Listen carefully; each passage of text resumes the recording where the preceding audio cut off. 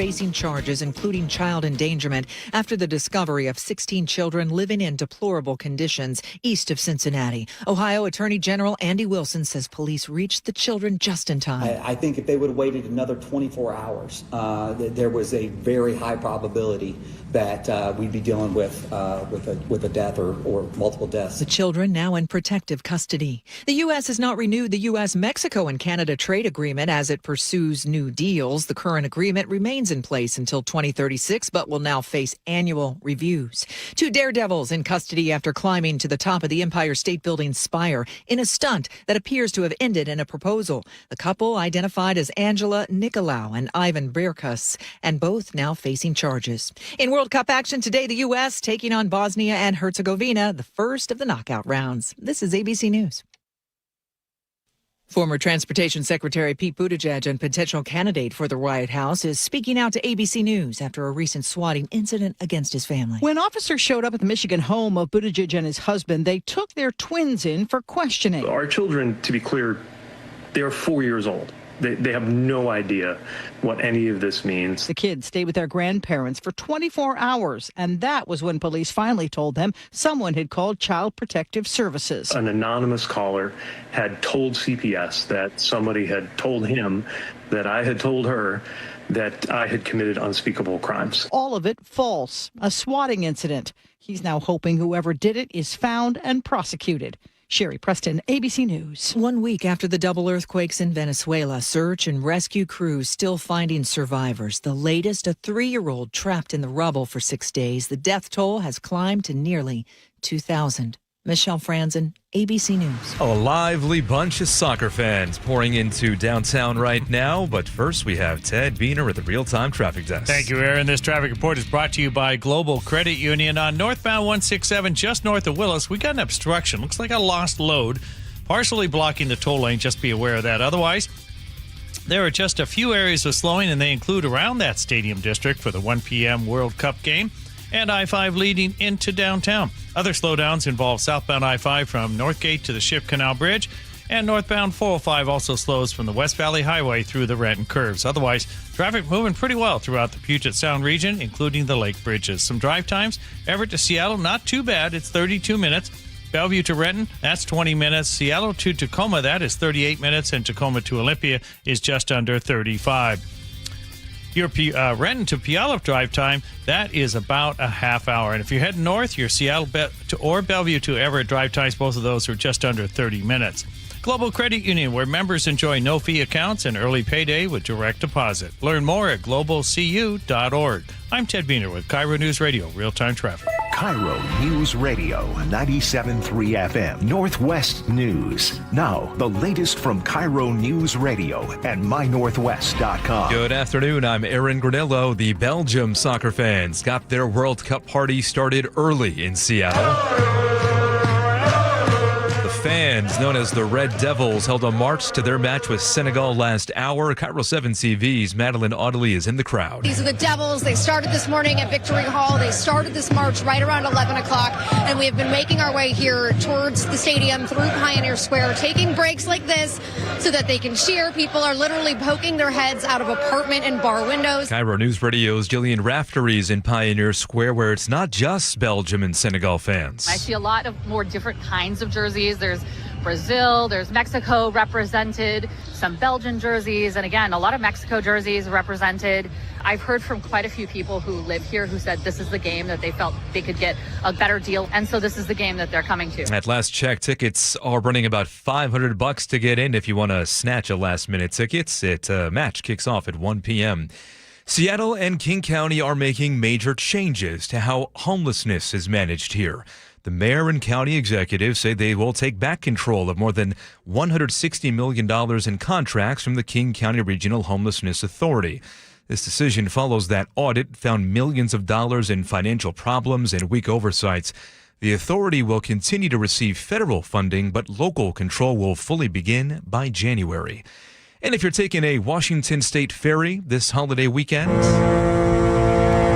expect big crowds. The ferry system expecting about 400,000 riders over the long 4th of July weekend, making it one of the busiest times of the year.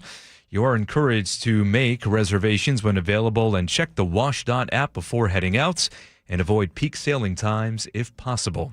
Now to your forecast for this afternoon. Still mostly cloudy out there, but a few peaks of sunshine starting to emerge. And highs today in the low to mid 60s. Right now, 61 degrees in downtown Seattle. I'm Aaron Granillo, KIRO News Radio. Your best source for local news, serving Western Washington and the world with the KIRO News Radio app. Always streaming live on your smart speakers. You're listening to KIRO News Radio, Northwest News.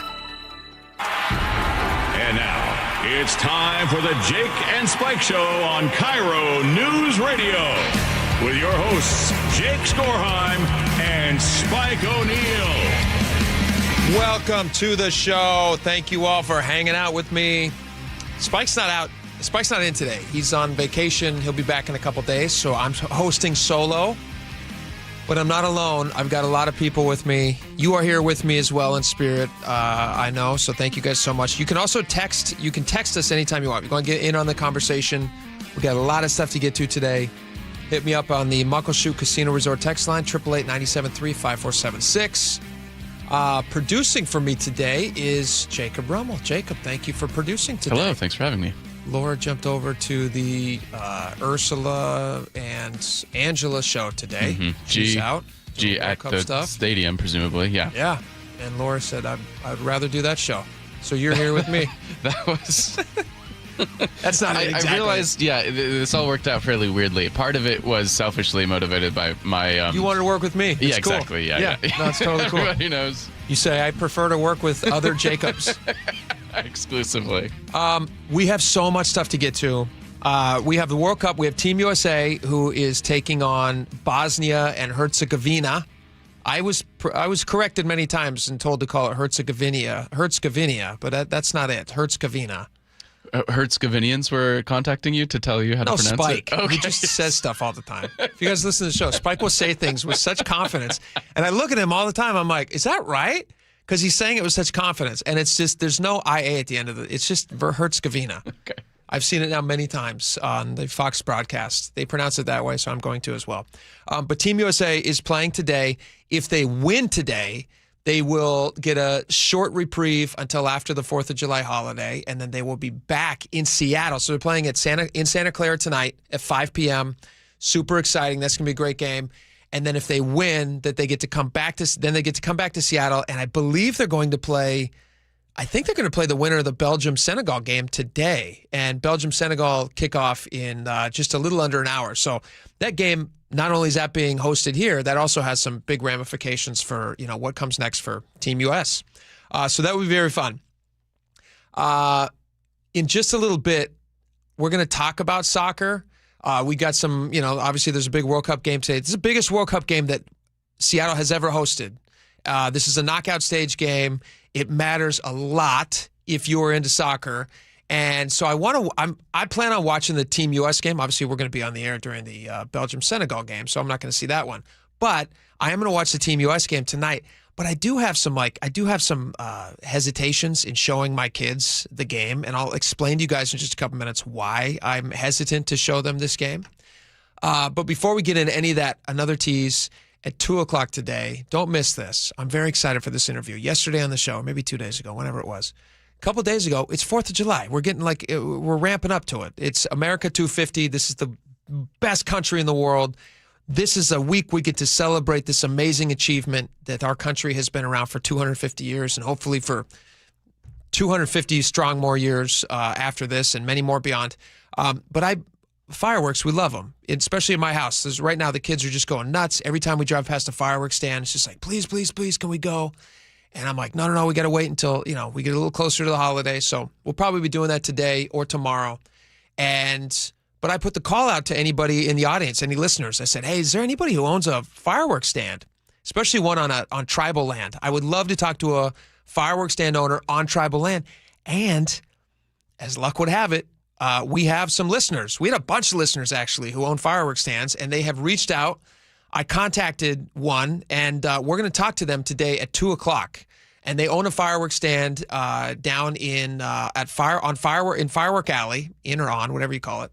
It's called Sons of Thunder, And I'm very excited because I have a lot of questions. One of my questions I always wonder when I'm walking around fireworks stands, which you guys probably have as well, what do you do with all this inventory when the 4th of July holiday ends? I mean, you can probably store them and you can keep them somewhere, but like, do you get to return them? I mean, those are expensive. At least they're expensive when you charge me for the fireworks. So how much you guys paying for fireworks? Where do you keep them? What happens when the fireworks aren't sold? I'm also going to ask what's the most expensive firework that they have for sale, because I can tell you my kids will find it immediately. As soon as we go into one of these stands, they gravitate towards whatever's the most expensive. They go, hey, Dad, Jacob, one day when you have kids, you're going to understand this. Yeah. Do you buy fireworks right now? Are you a firework person? Not a big firework guy. And you live in town, right? I do, yeah. So Okay, I don't so have you're a lot of not even options allowed to anyway. Yeah, Okay. yeah. But you grew up probably lighting off fireworks. Yeah, I grew up on reservation land, and my particular street was a lot of people lighting stuff off. Yeah, it like couldn't see so many people. Heck yeah. Yeah, it's wild. Super fun.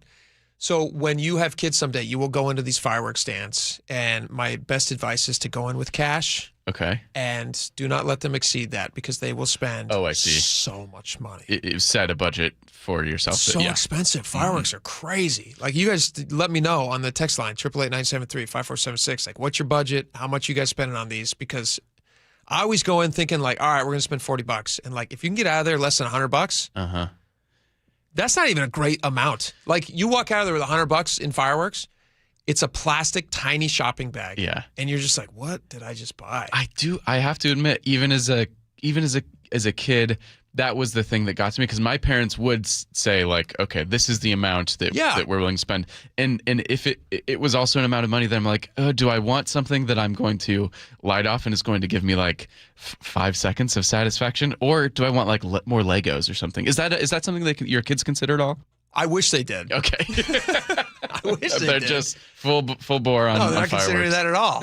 But that's a great consideration. Like, how long does it last? Like, you're literally lighting money on fire. It really seems so like it. How much are these going to last? And I'm not against them. I really do love them. You cannot have 4th of July without fireworks. And this always drives me nuts. Like, right now, I think Seattle has a ban on fireworks. Isn't that right? Doesn't Seattle have a firework ban? That sounds correct to me, yeah. They just seem like the kind of town that would. Yeah, I don't even have to look it up. I'm just pretty sure. Can you look that up? I'll bet you Seattle has a firework ban. I understand why they're doing it, but I don't understand why they're doing it. Fireworks are awesome, and people should have fireworks. Do they have a ban? I'll bet you they do. King County probably has a ban. I mean, there's a pretty massive one across all of Washington due to dry conditions, it looks like, according to Fox 13. It's always dry. It's 4th of July. It's summertime. Of course it's going to be dry. But all right, well, whatever. People still are lighting them off. Even if it's banned, I know that people are still lighting them off. To your point, I am very excited to hear the answer to this question about where they store the fireworks, among other things, because... Is that just like an old person question? I don't think so. Well, we all wonder maybe we are. We're both getting older. I suppose now we care about this. But was it just a week or so ago that a house on like Whidbey Island or something, it totally exploded because some guy was holding a bunch of fireworks there? Yeah. He was building his own fireworks like a nut job. Yeah. Don't do that. And his neighbors, this was really crazy. We'll get into other stuff here in a second. Now that we've talked the whole segment about fireworks, but his neighbors were like, "Yeah, this guy's shipping a ton of fireworks to his house. He was getting crates of fireworks, and like shipping container crates of fireworks delivered to his house." And he had asked one of the neighbors, I believe, in one of the stories I read. They were like, "Yeah, can you help us with this? Because we're not going to be here at the time, and we need somebody to accept these or whatever." And they're like, "No, that's a lot of TNT." That's a crazy thing. And then the guy's house it blows up. And I think 3 firefighters were standing outside the house, and they were literally like blown across the yard. They had to go to the hospital. Wow. Nobody died, thank God. Yeah. But it is crazy. All right, so 2:00, we're going to talk. We're going to talk with the owner of a fireworks stand down there on Firework Alley, which will be a lot of fun. All right, going on right now. We're waiting for some audio on this, so we'll have some audio for this in just a little bit. But King County Executive Gurmay Zahale and Seattle Mayor Katie Wilson, they were tasked with giving their recommendation on what to do with the King County Regional Homeless Authority. You guys probably heard Ursula and Angela talking about this just a little bit ago. But in case you didn't, the King County Regional Homeless Authority is like the central hub of dealing with all of the homeless issues in King County. It is the Regional Homeless Authority. That's in the it's literally what it's called. The problem is that they have spent, over the last 5 years, they've spent north of $1 billion, and homelessness has increased. So it's gotten worse. So people are like scratching their heads and they're going like, hey guys, what are we giving you all this money for if the problem's getting worse? Like you or I, if we were paying somebody to take care of a problem for us that was an issue that we really wanted dealt with, and we were giving them vast amounts of money, and that problem kept getting worse, you probably wouldn't continue investing in that company for too much longer. On top of that, if that company then was found to have been, let's say, not very good at keeping the books. King County Regional Homeless Authority, recently it was discovered that they were like, they just didn't know what happened with $13 million. They just were like, yeah, you know how stuff kind of just like falls off the books, and who knows how things work out, but we can't really account for that money. So people were like, well, hey, wait a minute. If we're giving you all this money, all these tax dollars, and you guys do we know what happened with the money? Like, can you tell us maybe where it went? They're like, no, we can't even tell you like maybe where it went. There's just no way to do that. We're like, well, aren't you keeping receipts? Like, you guys you're writing things down, right? They're like, yeah, we write things down, but like sometimes it's on paper with a pencil, and it's the modern era. Like, why would we put it through a computer? So that's confusing to people, so much so that King County and Seattle City Council were like, hey, you know what we should do? Let's spend $900,000. Let's send an auditing team in there and try to figure out what's happening with these funds. Now, this was just like a week ago that they said they're going to spend this $900,000. And at the time, I was saying, I don't think this is a good investment of money. You're just basically going to spend $900,000 more. I felt like you're throwing good money after bad. But they want to try to figure out what to do. They had until August 1st to make their recommendation on, again, Zahale and Wilson, on what to do with the King County Regional Homeless Authority. One more piece of the puzzle you guys may not be aware of, or if you are, then you certainly would like to hear it mentioned. They're also like $44 million in the hole. Not just the $13 million that's unaccounted for. They're in the hole. So it's not being run well. So when I saw that they were going to spend $900,000 in my head, I thought, you know what? I think they're going to keep this thing open. I don't think they're going to dissolve this thing. And then we heard a couple days ago, I think this was just yesterday, we played this audio. King County Executive Gurmay Zahale sat down with KIRO 7, and he talked about why he's hesitant to shut it down. I'm going to play you a little clip of this, and I'll give you the update on what they've decided to do with the KCRHA. When we think about how quickly these problems need to be solved, we wanted to see more specificity of the when and the how. What more do you need to see from RHA in order to recommend that this organization stays? KRHA is the designated entity for receiving what is called Continuum of Care funding. These are tens of millions of dollars that are coming in from the federal government. And so if we rush to make rush decisions about the fate of this entity, we could risk those dollars. Sounds like you don't want to lose the federal contracts and some of the systems that coordinate the money. I mean, is there anything about the work specifically that they do that the county or city can't replicate itself? I don't want us to go back to a fragmented system. And so clearly things do need to change right now, but maintaining that regional collaboration is going to be pivotal. All right, so you heard him there. He says they don't want to rush to judgment. We don't want to rush to judgment. Here's what they're going to do. You heard him there mention the federal funds that they want to protect. Here's what King County Regional Homeless Authority is now going to become. It's going to be kind of just a shell of its former self. This, according to the Seattle Times, who kind of broke this down. This agency that was started back in 2019 will now, going forward, it will only have federal funds to manage. So apparently Seattle and King County, they're going to basically like kind of claw back their commitments to the KCRHA, and which were, a lot. I think it's like $160 million or something. That money is no longer going to go into the coffers of the Regional Homeless Authority, because clearly that's just throwing money into a void. They don't know where it goes. They don't know how it's being spent. Clearly it's not working because the homeless problem just keeps getting worse. So Katie Wilson and Gurmay Zahale are saying that, all right, we actually want to take those responsibilities back and make those Seattle and King County responsibilities. Katie Wilson put it this way. She says, part of this for me is really about taking political responsibility. This is from the Seattle Times piece. They want their respective governments to again bear the political weight of solving homelessness. The city and county provide nearly all of the authority's funding and sit on its governing board. The original intention, this is from Seattle Times, the original intentions of the agency's creation were good, Wilson said, and it still has a useful role. But she said it has structural challenges and it wasn't performing as well as she and Zahale needed to. So it sounds like they're basically taking away all of the financing. They can still apply for and receive federal funding, which, according to the story, could be as much as like $60-something million, $60 million and change. What's interesting, though, is if you have King County Regional Home, here's my question. The big decision was whether or not we keep this thing open. And the two leaders in the region, which would be, Katie Wilson, mayor of Seattle, the biggest city, and King County Executive Gurmeet Zahale, they're saying we're not going to shut it down, but we're going to take away most of their money and they get to stay open. What are they going to be doing? Like, what's the point of the Regional Homeless Authority? It doesn't sound like they have much authority if they're not getting much money and you have no faith that they can do it because you're now saying, like, we want to solve we want all those problems to now be solved in-house. We don't want to push those off on this regional office, which just clearly failed. So why keep it open? I mean, Jacob, you feel like you have a thought on this? They do say that there would be a couple of responsibilities they'd still maintain. The biennial count of people staying in shelters and outside, and then they would continue to lead the region's severe weather response, which I didn't realize they did. But apparently this would be in like winter months when people are getting really cold and they want to make sure that these people have a place to be in case of, bad weather. Is that worth keeping the entire thing open? Those are not, to me, it feels like they're not wanting to do the hard thing, which is to just say, listen, this is a failure. We should not keep this open.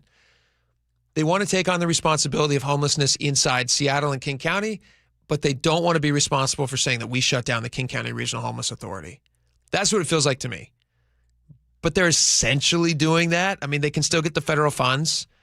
Why are they going to, if their only job now is basically, I mean, the big job there is like the count and to be in charge of the, the weather things that Jacob was just talking about. But is that going to be valued at $60-something million? Is there nobody else who can go around and count homeless people?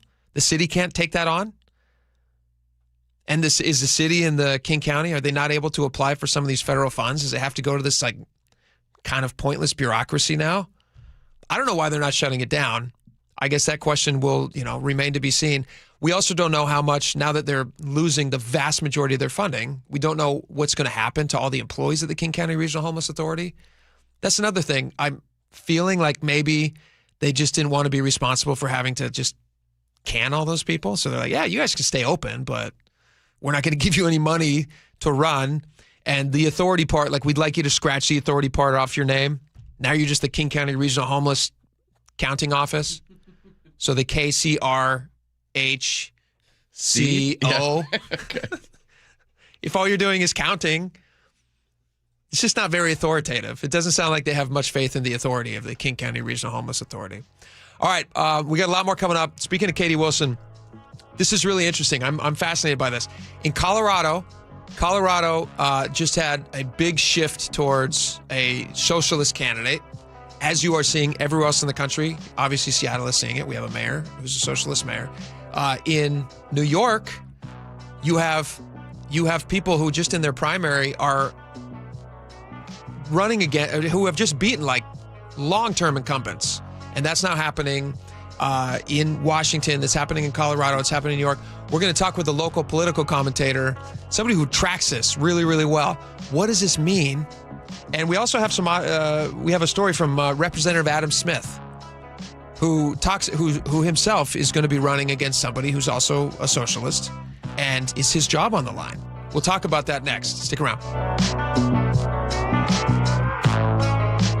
This hour is brought to you by Sunset Auto Family. KIRO News Radio, where you hear G and Ursula, weekdays 9 to noon. What if your boss knew exactly how desperate you were for money and used that information to decide how little they were going to pay you? To have an algorithm to pay people as low as possible? How low can we go? This has always been a thing for companies. Because that is essentially a warning on what's called algorithmic wage discrimination. Watch live or later on the KIRO Newsradio YouTube channel. They call this one Bill. Whoa, aliens? Am I in a spaceship? Affirmative, Bill. What's with the laser saw? Relax. We are cutting our bill in half. What? An Xfinity mobile transmission says you can cut your bill in half. Oh, your mobile bill, not me, Bill. Xfinity Mobile also says we can try it free for a year. Free. Yes, with no commitment. Can we put the saw away? I am reluctant. But we will find another being to bisect. That's not sci-fi. It's Xfinity Mobile. Xfinity Internet members cut your mobile bill in half. Plus, try Xfinity Mobile free for a year. No commitment. Learn more at xfinitymobile.com. Xfinity. Imagine that.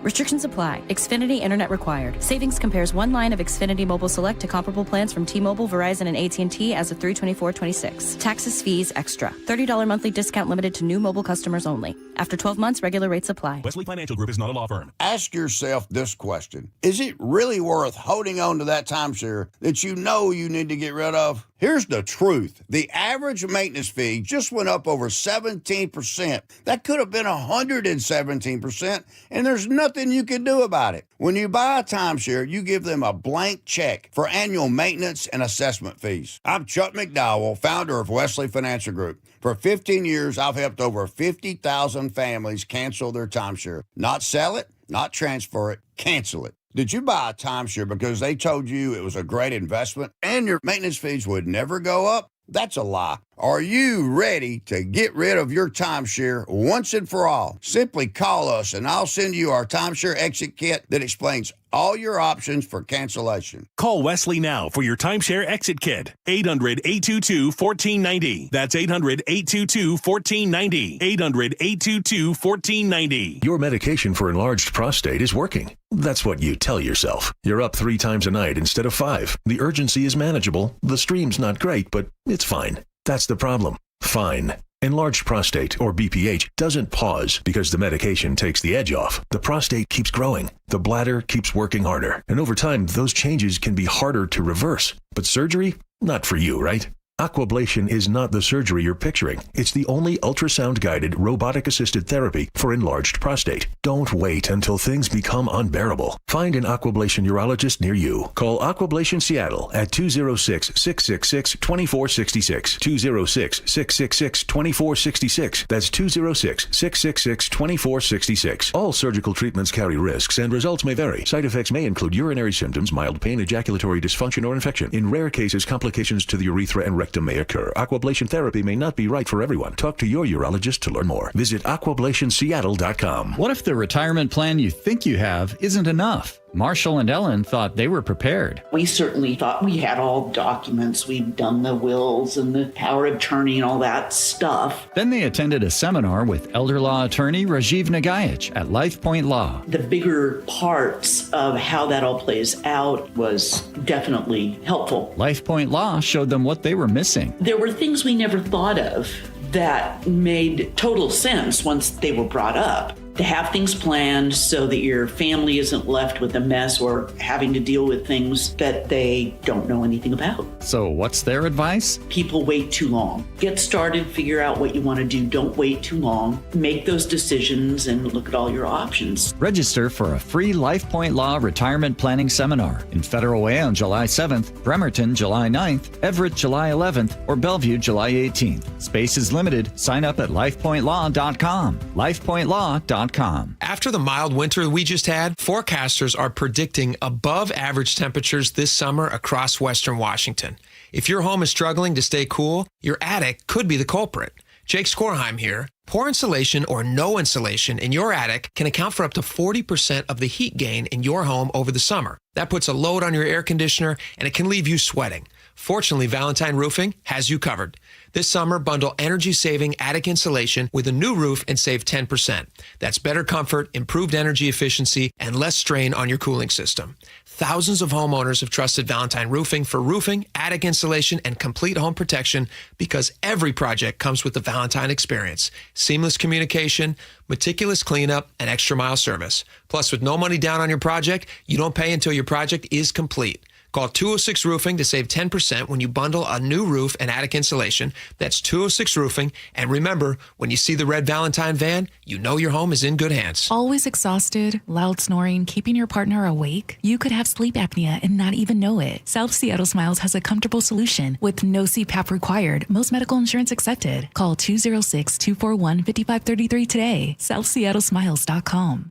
KIRO News Radio 97.3 FM Northwest News. Now, the latest from KIRO News Radio and MyNorthwest.com. Good afternoon. I'm Aaron Granillo. They are known as the Red Devils. Belgian soccer fans getting the party started with a march to Seattle Stadium for today's World Cup match with Senegal. KIRO 7 TV's Madeline Audley met Laura and Ben. The couple flew in from Belgium last night. It's so great. It's like a big family here, and we are all here for the same reason. What's your expectation for this game, Ben? 2-1 for Belgium. I hope a lot of goals and very fantastic atmosphere. Aminata Ba is a local rooting for Senegal. Senegal is the country called Pays of Teranga, which is a welcoming country. So today we're going to show the entire world how welcoming we are. Mwah! Match kicks off at 1 o'clock, and business owners now in the Chinatown International District are speaking up, saying these match days are hurting them. Community leaders held a press conference last hour saying sales are down as much as 22% for the World Cup. Gary Lee is a retired planner and advocate for the CID. He says Mayor Katie Wilson sent drug addicts to the community so soccer fans would not see them. Wilson claims to be an advocate for marginalized communities of color, but all she did was turn the CID into a human dumping ground. And we've had enough. We are reaching out to the mayor's office for a response. Meanwhile, the CID community plans a rally for Monday at Hinghay Park before the round of 16 match at Seattle Stadium.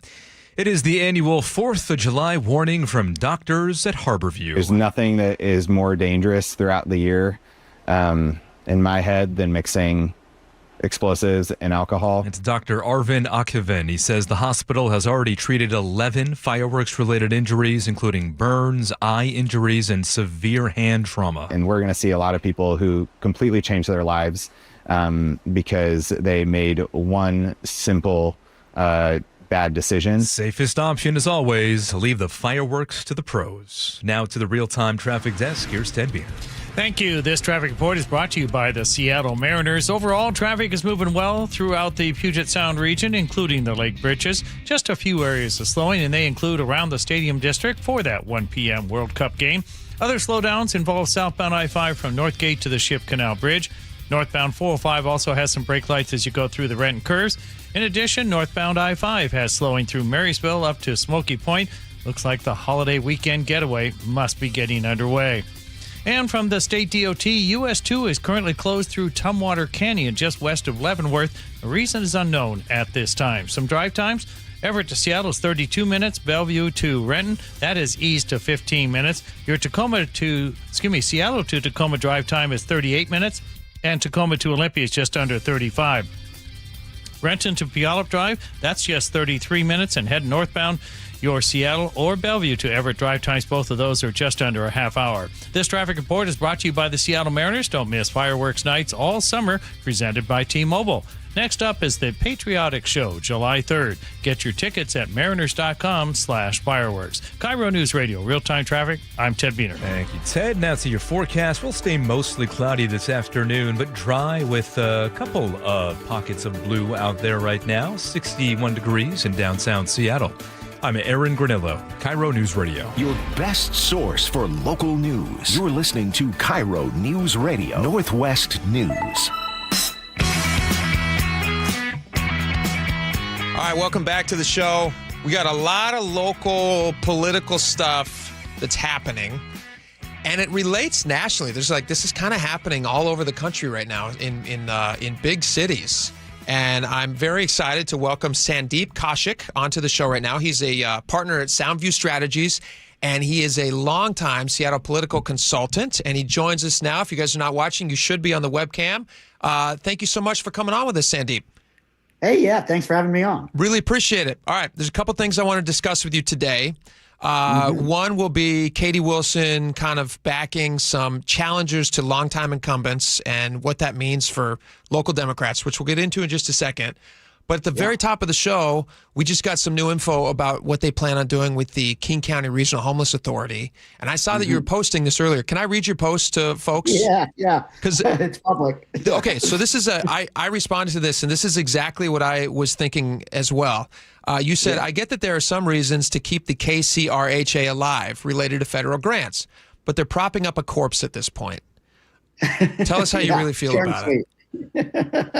So now that we've kind of fleshed out some more of the details, they're basically going to claw back the money that they had committed, which is like $160 million. They're going to let them still apply for federal grants, which could amount to somewhere around $60 million something. But where's the authority part of the King County Regional Homeless Authority? It doesn't sound like they're going to be doing much. Yeah, I mean, it's a bit hollowed out, right? It's kind of a shell of both what it was and certainly what it was supposed to be.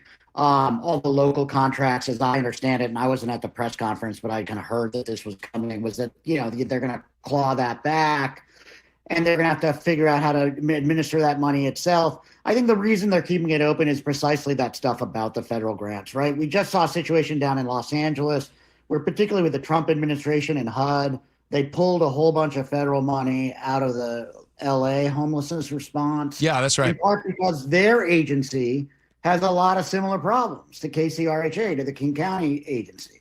And so I think the fear was if they just pulled the plug on this thing right now, that would really jeopardize that. I think it is about $60 million in federal money, which is already kind of shaky to begin with because the Trump administration is changing how they want to spend that money, and they don't like some of the housing first and the policies we have here. So they didn't want to just add to the risk that we would end up losing tens of millions of dollars of federal money. And so they're going to try to keep this thing going, but it is kind of a shell of itself, right? And it seems to me too, like I don't know why the authority part in the title. Yeah. Why are they even keeping it open if their largest client would be Seattle and King County, the city of Seattle, and then more largely the King County, who are saying that we have no faith that they can do this job. So we're taking back all of the money that we were giving them. Why are they staying open? I mean, I understand the federal part that you just explained, but beyond that, they're going to be doing a count. They're going to basically be responsible for counting. The homeless count that they do every 2 years now. Is that worth $60 million? Like, I don't know how you apply for some of these federal grants, but are they when they tell you? I think we are I think the short answer here is I think we are on a slow glide to unwinding this thing, and to be really fair and thoughtful about this, right? It is a complex endeavor. It was obviously complicated to pull this thing together. They didn't get it right. Sure. It turned into a big mess, scandal after scandal, all sorts of issues. They couldn't track the money. So a new CEO every year, it seems. Yeah. So unwinding something like this is pretty complicated and hard too. So they better do it in a thoughtful way, or they'll end up making things even worse than they are now, right? So I get that, hey, let's do it in incremental steps. Let's claw back some of the money now. Let's deal with the federal stuff later. But it does seem like it's on a glide path to going in I don't think KCRHA, if I had to guess, is going to be around in a year or two. Yeah. Next year at this time, it would. I agree with you.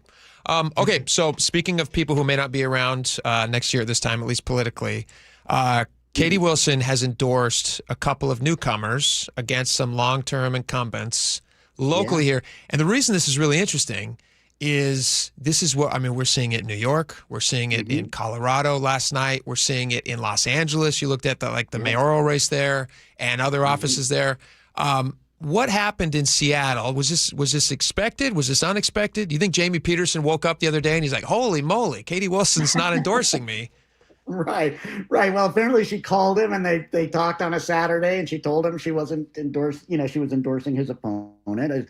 It's a 30-year-old opponent running to his left, right? Hannah Sabio Powell and Howell, sorry, and she's a she comes out of the kind of labor affiliated activism, left organization. The Katie Wilson world, it's a big, splashy, I would say high risk move on the mayor's part, right? It's not just that she's endorsing against two veteran Seattle Democratic legislators, but Jamie Peterson is the Senate Majority Leader, right? He is one of the most powerful political people in the state of Washington, right? And and endorsing against him, he's also a really, really strong progressive, right? He just, in this last legislative session, was the key architect of the millionaires tax, right? Yeah. The tax on high earners, but he's also been a leader on LGBTQ rights over the years, all sorts of like progressive achievements. He's not like some kind of squishy centrist, right? And so to endorse against a kind of strong progressive who's very powerful in Olympia, that's not just putting her own sort of political reputation on the line, but it's also like the city's relationship with Olympia, right? I mean, if he wins, there's going to have to be some repair work that has to happen there, if that's even possible. I mean, I'll be honest, I'm not a fan of the millionaire's tax. We talked about it a bunch on the show. I think it eventually becomes an income tax. Do you think Katie Wilson saw that and said, hey, he's politically vulnerable right now, I might be able to pull some people over into a different direction? I don't think they're doing it because they don't think the income tax is a good idea. I think they fully support it. Oh yeah. But and look, and this is the 43rd legislative district, right? This is one of it's not just Seattle, but it is the most progressive part of Seattle. Yeah. So, if you talk to Jamie Peterson and you've talked to the Senate Majority Leader, he will tell you that, he's not getting criticism for doing the millionaire's tax from the right, saying, why did you do this? In his own district, criticism is coming from the left, from Hannah, saying you didn't go far enough. Yeah. Why'd you take you so long, right? So that's the fight that he has on his hand. Well, I think it's going to be interesting. Like you said, it's a coin flip of a thing for her to do. It's either going to work or it's not. And if it doesn't work, it's going to put her in a position in a couple years when she's up for re-election where she's not going to have the support from the establishment Democrats. Yeah. And she's drawing a hard line in the sand. She's making a big play here, right? She's coming out hard against the Democratic establishment. And look, she is herself an insurgent outsider, right? She was sort of not supposed to, have any chance against Bruce Harrell last year in the mayor's race. She kind of came out of nowhere, wins that race. And so she doesn't see herself as just a typical Democratic politician. She is a movement politician, right? Sure. And so she sees this endorsements as being part of a movement among a kind of resurgent progressive left that's younger, that's angry about what they see as the failures of the Democratic establishment to really stand up to Trump. Why did you lose that race in 24? And they want to see a much more, kind of intense and unapologetic version of the kind of left side of the Democratic Party, right? And so it's in that sense, it kind of makes sense for the mayor to do this. These are her people, and she sees herself as the leader of this movement. On the other hand, it's a Mamdani-like move, right? We saw that move from Zoran Mamdani, the New York City mayor. Sure. But the question here is, it's Mamdani-like, but does she have the kind of political juice? That's the question. Mamdani's extremely popular. Extremely popular, charismatic, won big in New York City. He had a lot of political capital. He put it on the line to endorse these very left-wing challengers to some Democratic establishment types, including the head of the Congressional Hispanic Caucus. And he wins, right? His candidates win. He is now much stronger. He's a kingmaker over there, yeah. Now, Katie Wilson's making a kind of similar play here, but we don't know whether it's going to work or not, right? She won last year, but she won by 2,000 votes with a very close, very divided mayor's race.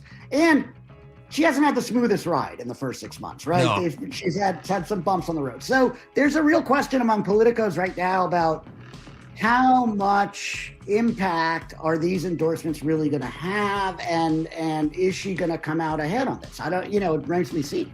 Well, I love your insights into this, Sandeep Kaushik, Soundview Strategies partner, longtime Seattle political consultant. Can we get you back on the show from time to time? You can give us updates on this and we can check in? Happy to, anytime. Fantastic. All right, we really appreciate your time. Have a great one. Happy 4th.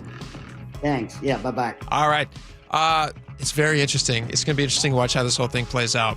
He's totally right. It's a line in the sand has been drawn. She's trying to shake off the old guard. And the old guard's like, hey, wait a second. We just helped you get this job. What are you doing? We'll see what happens. All right, we got a lot more coming up. Stick around. KIRO News Radio, where you hear the John Curley Show, afternoons 2 to 7. All they care about is whether they make money. You could see it. When Trump was out of office, they lost money. Trump comes back in office, they make money. Fox stock goes up, MSNBC goes down, CNN loses viewers, they lose money, everybody's unhappy.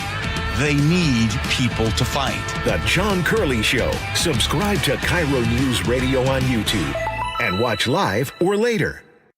Hey, Jake Skorheim here. I am very proud and happy to tell you about a new partner we have here on the show. And I've got a message specifically. I want to start with this one.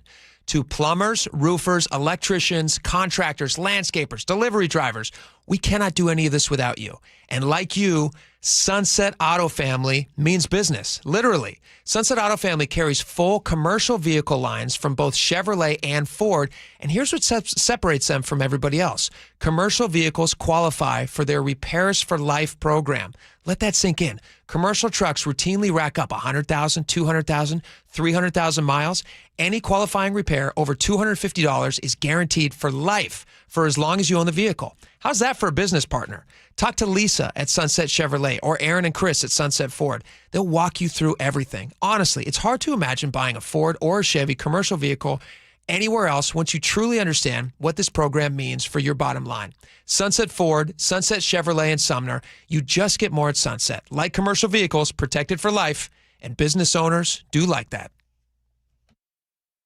I know that hiring can be challenging. You need someone to match your role perfectly. Well, now you can meet them fast on ZipRecruiter.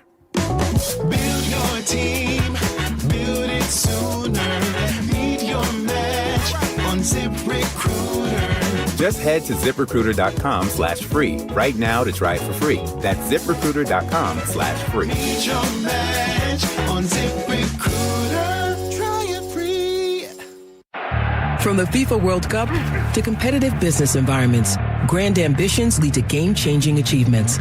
At Bank of America, we're there to support businesses at every step, providing insights and expertise to help you gain an edge. He shoots, he scores. What would you like the power to do? Explore winning business solutions at BofA.com/gamechangers. Bank of America, official bank of the FIFA World Cup 2026.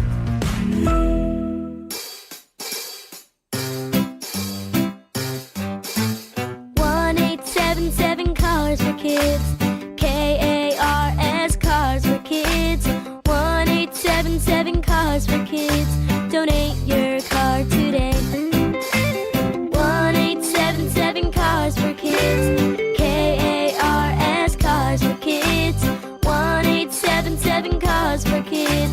Donate your car today. Ready to get rid of that old car? Donate it to Cars for Kids. Call 877-CARS-4-KIDS to speak to a friendly live agent. Donation is super easy, and your car can be picked up as soon as tomorrow. Go to carsforkids.org now or call 877-CARS-4-KIDS to donate your car today. 1-877 Cars for Kids. KARS Cars for Kids. 1-877 Cars for Kids. Did you know you can donate real estate too? Go to carsforkids.org. That's cars with a K. Do you get sinus infections, congestion, sinus pressure and pain, sinus headaches? You've gone to the doctor. You visit urgent care over and over again. And it's always the same thing, right? Oh, I know. Let's try antibiotics and some nasal sprays. But they just keep coming back. You may suffer with chronic sinus infections. The good news? Relief is possible. How? A minimally invasive procedure called the Sinusoft procedure, available only at the Modern Nose Clinic. Imagine a procedure so delicate there are no narcotics. Less cutting means less bleeding, so no packing, and no operating room. The Sinusoft procedure is designed for the clinic. If you suffer with chronic sinus infections, facial pain, pressure, and congestion, find out if the Sinusoft procedure, available only at the Modern Nose Clinic, is the solution for you. Call and set an appointment today. 206-388-2770. 206-388-2770. That's 206-388-2770. Guys, your testosterone level impacts your energy, drive, weight, hair loss, and even ED. Revive Men's Health Seattle will check your T level for free. For your free T level check, exam, and consultation, call 206-529-1111 or visit revivemenshealth.com. Need a new roof now? With State Roofing and Exteriors, you can get started with zero down, zero payments, and zero interest for up to 24 months. That's right. Protect your home now and pay later. Call 866-ROOF-ROOF or visit stateroofing.com today. There are 6 markets you can place your money in. Research suggests it's better to have exposure to all 6 markets. Don't miss a potential opportunity because you didn't strategically diversify your assets. Hi, Jeff here with Madrona Financial and CPAs. Request your no-cost Madrona analysis today and discover what you may be missing in your portfolio. Call 833-673-7373 right now to request your analysis. That's 833-673-7373. All right, welcome back to the show. Another thank you to Sandeep Kaushik, who was just on with us a couple minutes ago. He is a longtime Seattle political consultant. He works at Soundview Strategy. He's a partner at Soundview Strategies, and he's got some good insight into what's happening right now with Seattle Mayor Katie Wilson, who just endorsed a couple of newcomers over some longtime incumbents. And she endorsed the newcomers because they are more progressive than people like Jamie Peterson, which you might think is crazy, but that's the truth. It's really interesting, too, because you're watching nationally as this conversation is happening. It's like everybody got the note from, you know, who's ever in the back pulling the strings. Everybody got the note. They said, all right, in these big cities where we have gotten mayors in, like Mamdani or Katie Wilson, socialist mayors, make the move now. Kick out the old guard. And you have people like Representative Adam Smith in Washington, or of Washington, I should say, who are saying, like, listen, this socialist push, it's going to drag Democrats into a ditch. That's what he said. I have some audio here I want to play from Representative Adam Smith. I also want to play audio from the last night in Colorado. They had a primary winner who was asked a question about 9/11. It's going to blow your mind. And this was a person who's doing very well politically right now, but it's kind of crazy. Anyway, let's play the Adam Smith cut first. He's talking about the dangers of Democrats being pulled too far to the left. Will that make them relatable on, you know, when we talk about national politics? Maybe it works in cities like Seattle, but everywhere else, is it going to be effective? Here you go. There's 2 big things that are going on here that need to be separated. On the one hand, there is a real desire within the Democratic Party, within the broader, you know, coalition that we put together. They want to see us. This was on CNN, I believe, by the way. You know, fight Trump more effectively. They want to see us go after income inequality more aggressively, and they want to see new, younger faces. And I think there's broad appeal for that across the Democratic coalition. You know, get after, you know, economic New, younger faces? Like, what's a younger, newer-looking face than a Nancy Pelosi? Come on. Populism, greater economic opportunity, too much concentration of wealth in this country. I completely agree. We need new, younger, more energetic leaders. How many times can you say younger? I think he thinks if you just say younger, you're going to get voters. Get that too, and we got to effectively fight Trump. So you've got that, but then when you look at some of these Democratic socialists that are running, their ideology is vastly more radical than that. And you see that in expressing support for communism, in expressing support for open borders, defunding the police, a fundamental attack on America itself and the premises behind it. And so it's dangerous that people come in saying, hey, I'm going to fight Trump, I'm new, I'm going to get after income inequality, but they're pushing ideas and agendas that are not popular in this country and, frankly, not good policy on immigration enforcement again, on criminal justice, on the basic concept of personal responsibility, accountability, and economic opportunity. So it is a significant challenge for our coalition. It'd be really interesting. I mean, this is what he's saying on CNN. It'd be really interesting to hear the backroom conversations, the ones that they're having where they know that they're not being recorded. Like, what are they actually feeling? That's a pretty stark warning that he's giving, and he's not wrong that, all of the the communism, that's a bad thing. Americans don't like communism. So if you have one party that's leaning into it, that's not going to play. That might play well on the left coast, and it might play well in parts of New York. Not going to play well in the rest of the country. And that's going to have ramifications during the midterms for sure. Listen to this. Some of these more radical ideas. This is a socialist. How do you pronounce her name, Jacob? Is it Melat Kiros?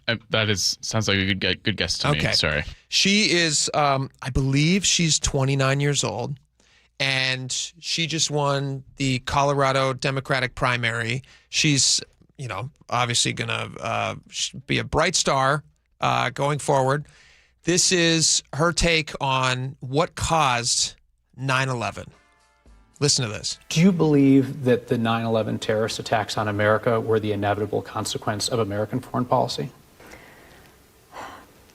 Inevitable in the sense that we destabilized a lot of the Middle East, that forced people to believe that another act of violence was the only response. And again, just like I said before, our responsibility is to getting rid of those conditions that lead to violence in the first place. If you play that for any normal person, they're going to have a lot of problems with a lot of the stuff that she just said. We don't have time to break that all down here, but that's a wild statement. All right, we got a lot more coming up. We're going to talk World Cup and so much more when we come back. Don't miss a second of it. We'll be right back.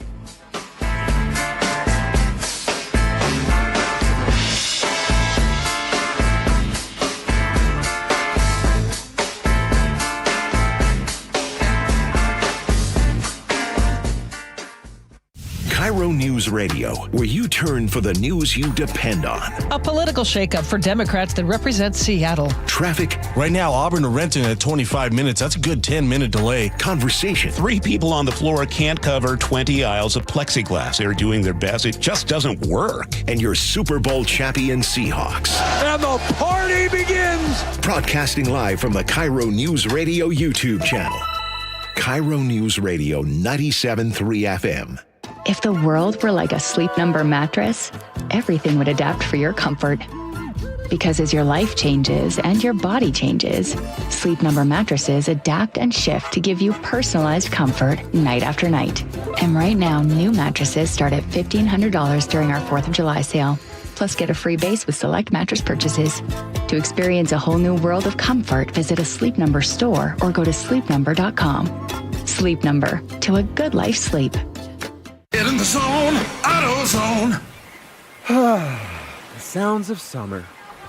They're great until they're not. Luckily, AutoZone has free battery testing and charging Let me check that for you. to help make a rough moment smooth. Don't miss the Celebrate Free event at AutoZone. Free products with select deals until July 27th. And free services every day. Restrictions apply. Get in the zone, AutoZone. When you walked through your kitchen this morning, what'd you see? Did it make you happy? Hi, I'm Chad Cicchini, owner of Heritage Homecraft. Well, I want to make you happy. We'll custom build you all new cabinet doors and drawer fronts, and using our exclusive 1/4-inch solid wood refacing process, transform your existing cabinets into a beautiful new kitchen. Add a custom quartz countertop, change things up a bit, add some more cabinets, install some cool new features like soft close drawers and sliding shelves, whatever you like. We'll help you to create the new kitchen you'll be proud of.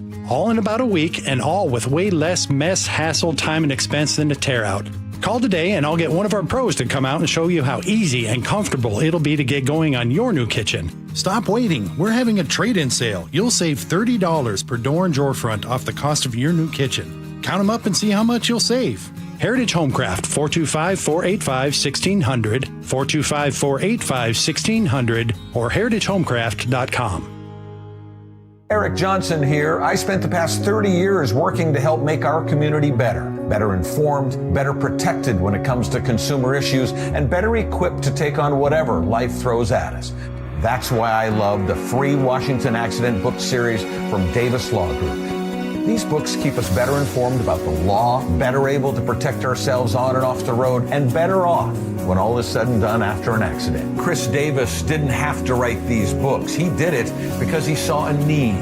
People who were in accidents or other legal situations didn't know what to do, what pictures to take, documents to request. Only a tiny fraction of the people who get these 3 books will ever become clients of Davis Law Group, but that's not the point. Chris wrote them because it was the right thing to do. The free Washington Accident book series is a must-have for drivers who want to be prepared for whatever the road might throw at them. Get yours at WashingtonAccidentBooks.com. Sponsored by Progressive Insurance. Protect your family, your phone, and your furry friends with life, electronic device, and pet health insurance. Your best source for local news. KIRO Newsradio, KIRO FM, and HD1, Tacoma, Seattle, Northwest News. ABC News, I'm Michelle Franzen. In North Dakota, President Trump toured the Theodore Roosevelt Library in Medora, ahead of now delivering remarks at the opening ceremony. The president arriving on the new Air Force One gifted from Qatar. ABC's Selena Wang with more. There's been bipartisan concern over the conflicts of interest here, the ethical, the legal, the national security concerns. Remember, this is a $400 million gift from Qatar. This is likely the largest gift ever from a foreign government. And the Pentagon has spent the last year as well as hundreds of millions of dollars in taxpayer money to retrofit this plane and do the necessary security upgrades to make sure that it's fit for use by the President of the United States. In New York City, a couple scaled the Empire State Building's spire today in what appeared to be a protest that ended in a proposal, both now facing charges.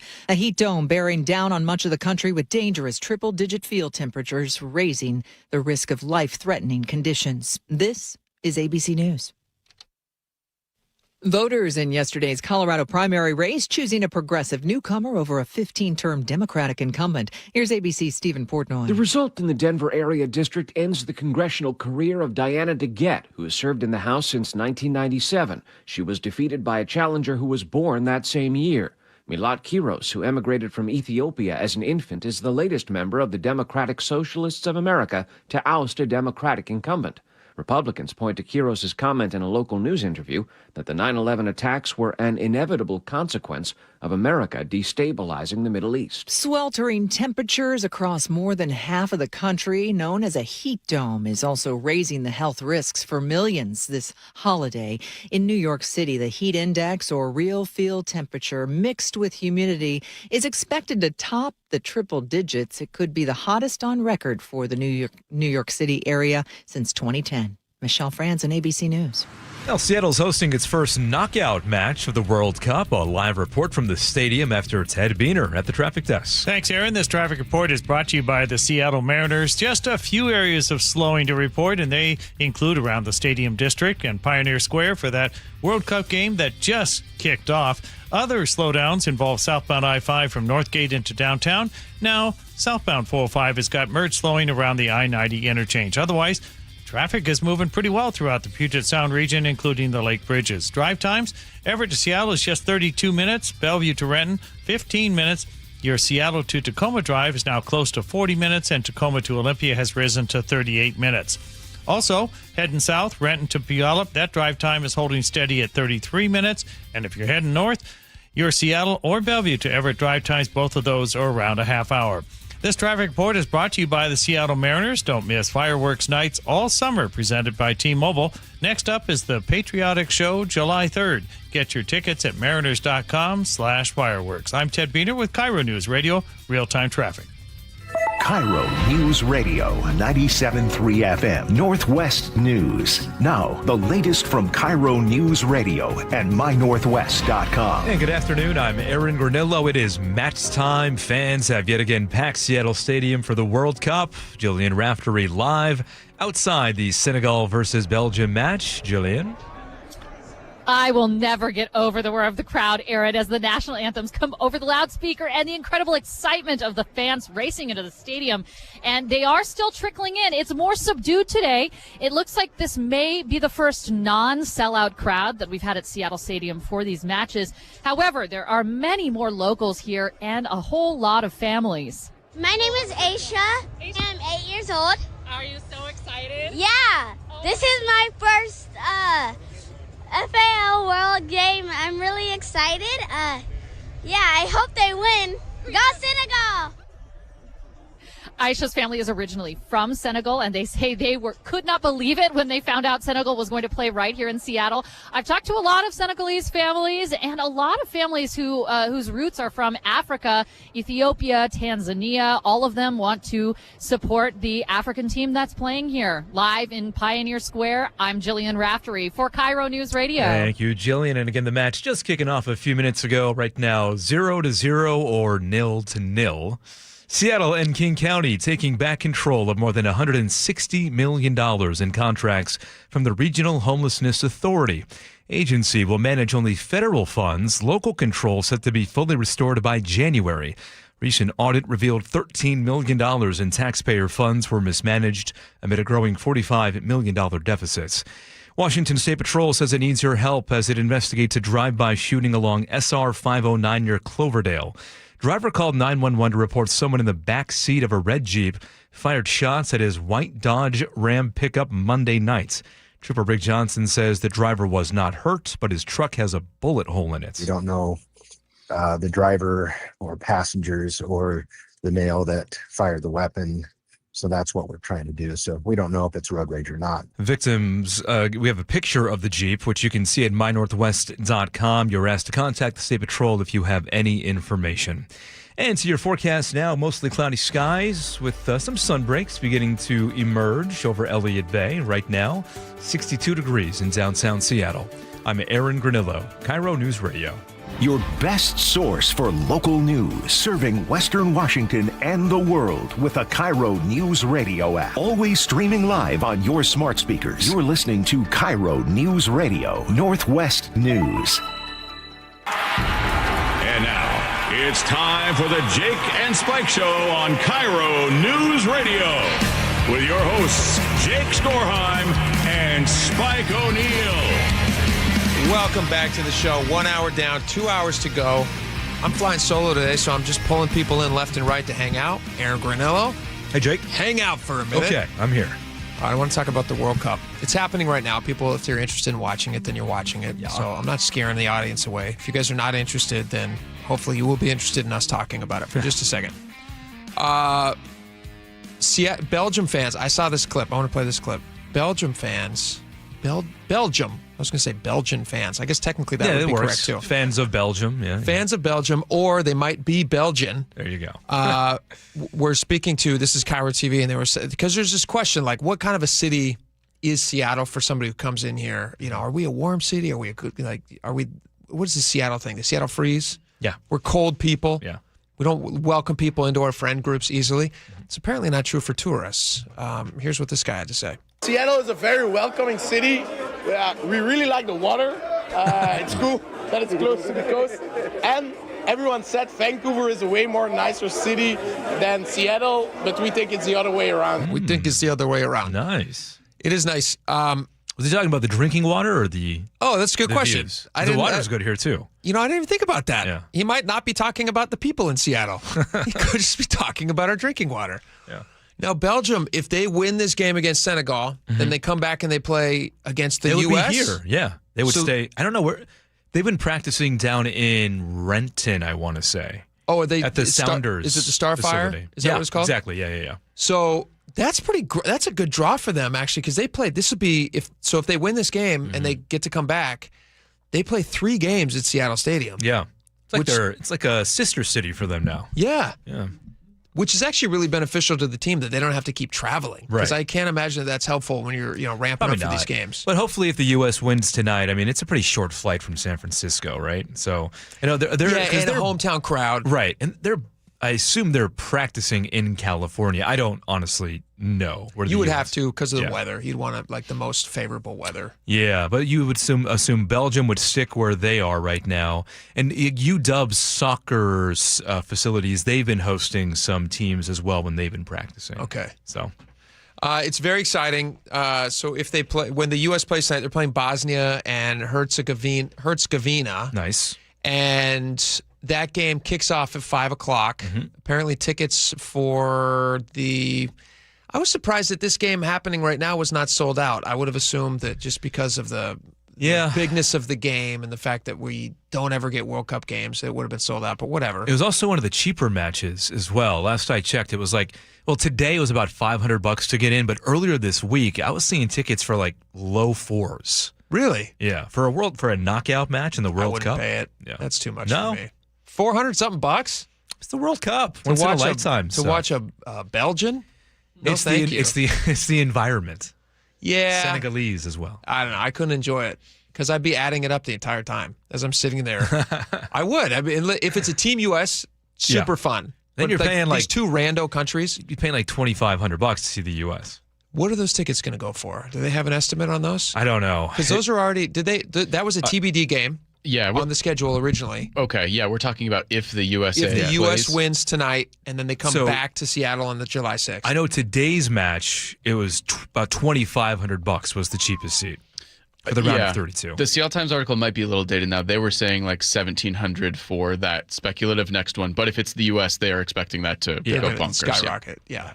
Can you imagine if you had bought one of those tickets? Because it's kind of a risk, like a TBD ticket. You don't know who's going to be playing, and then you find out, like, hey, it's going to be Team U.S. That's like a lottery ticket. Yeah, you can sell that kidding. for quick. Yeah. Did you guys see the news that if the Team U.S. advances to the July 6th game in Seattle, that King County International Airport? Why do they call it King County International Airport? That's what it's called. Huh? Yeah, that's what it's called. It's a SeaTac? No, Boeing Field. King County International Airport. It's Wait a not minute. SeaTac Airport. King County International Airport is Boeing Field. Oh, it's not SeaTac. Correct. It's the one north of SeaTac. You got it. Along I-5 there. Okay, that makes sense. Yeah. So the Air Force One might fly in because Trump might attend the game, or J.D. Vance, one of those guys might come to the game. And if they do, they've informed local, like small airlines that they may be limited in their ability. Like Kenmore Air has put out this thing. Kenmore Air says, we've been advised by King County Airport that there's a possibility of a presidential or vice presidential temporary flight restriction if the U.S. team reaches the round of 16. But we don't know if that's going to happen. Sully was joking in the newsroom that Trump's flying in so he can announce that he's buying the Seahawks. Oh, my gosh. At Lumen Field. That would be... Oh, boy. That would go over well. That would go over well. Yeah. Okay, here, like, in all seriousness. Yeah. Wouldn't that be hilarious?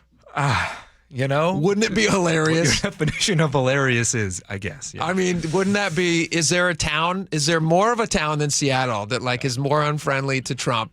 As much as they shouldn't be, like, you know. It kind of feels like he'd be flying in just to kind of give a middle finger to, like, the commuters here. Oh, for sure. You know? To be like, I'm going to close on all the roads on World Cup match day. Yeah. Why not? Why not? Why not? Did you guys see, are you aware of who Freddie is? Freddie, the famous World Cup viral fan who became famous because he went to a Buc-ee's? I've seen many of those Buc-ee's videos, but not Freddie specifically. So he kind of kicked off the World Cup viral fan thing, of which there have been many. Here's a little sampling for anybody who's unawares. I think that one of the funnest parts of the World Cup, you just can't possibly watch all the games. I mean, I think this is the 82nd or 83rd game that is happening right now on TV, but you can watch viral videos of, and also who has 90 minutes plus stoppage time to watch all these things. But you can watch a Scottish man wearing a kilt go crazy in a Boston bar, and you can watch as a bunch of Norwegians row up an escalator. You can do that in 10 seconds, which is why these viral videos are going crazy.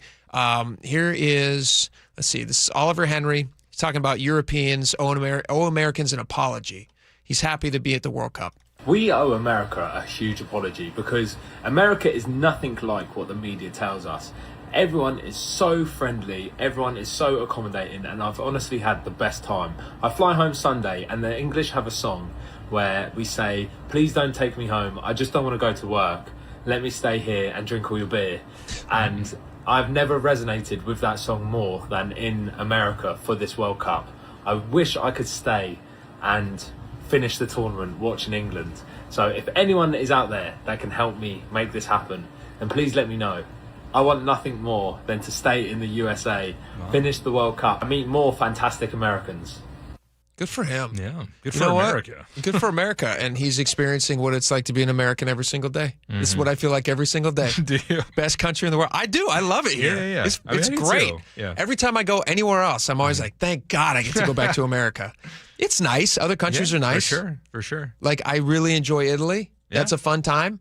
They've got great food. You can eat as much as you want over there, and you never get fat because their ingredients are really healthy. Yeah.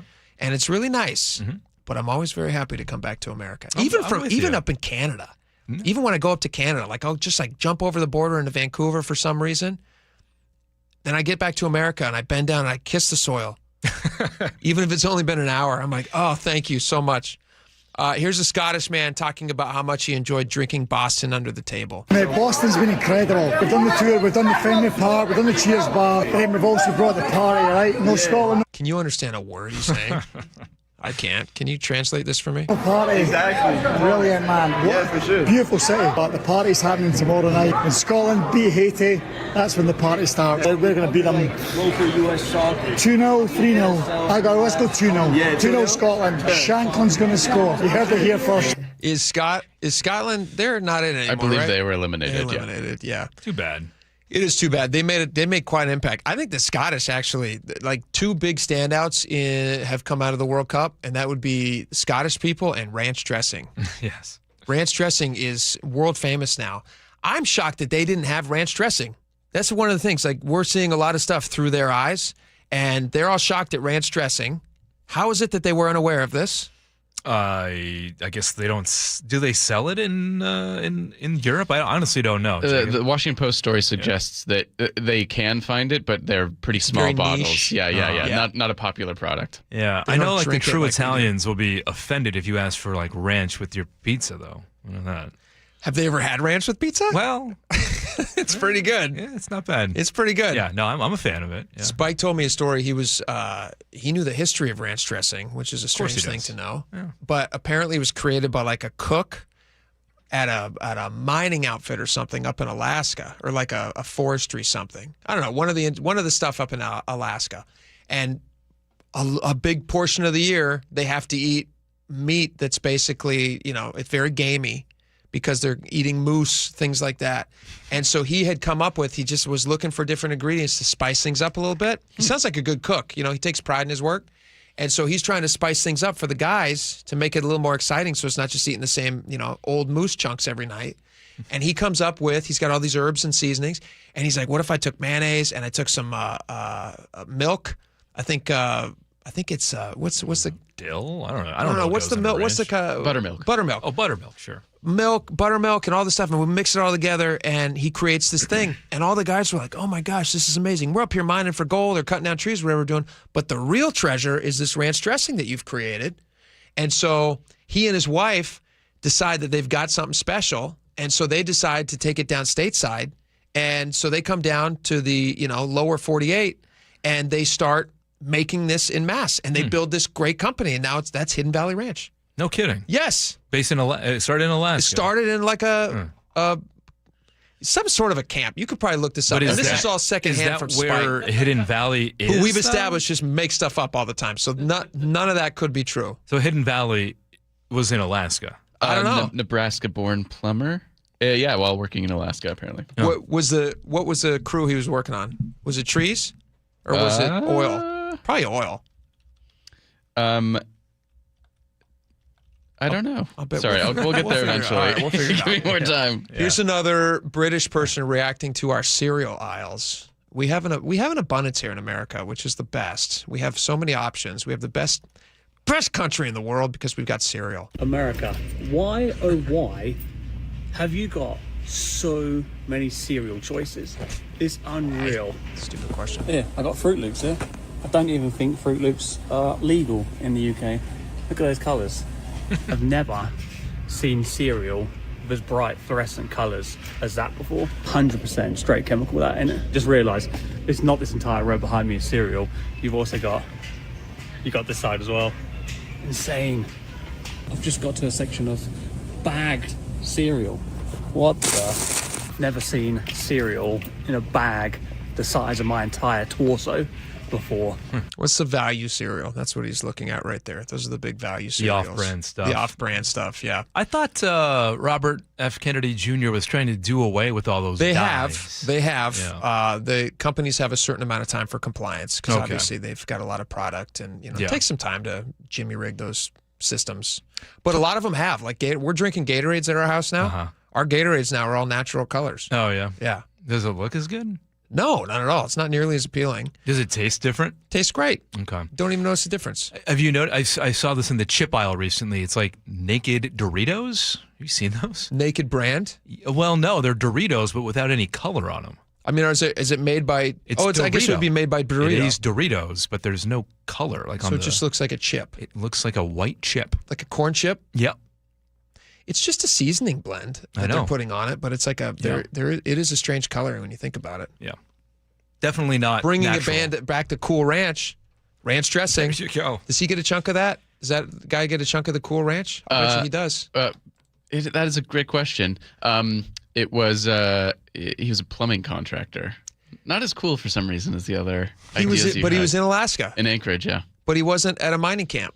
No, plumbing contracting. I literally verbatim told that story that Spike told. None of that was true. They weren't eating moose. Some of it was. I don't know about the other stuff. I What's only know a plumbing the contractor? So he's not a cook that's trying to like entertain the men.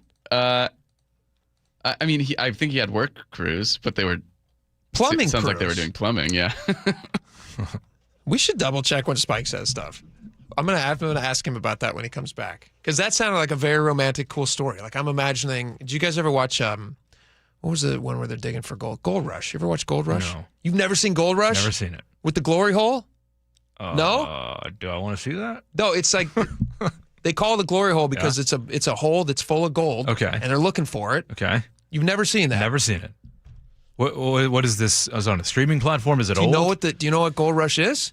Like, I know what the actual Gold Rush was. Yeah. No, the TV show Gold Rush, which has been on for like 15 seasons. No. All right. Sorry.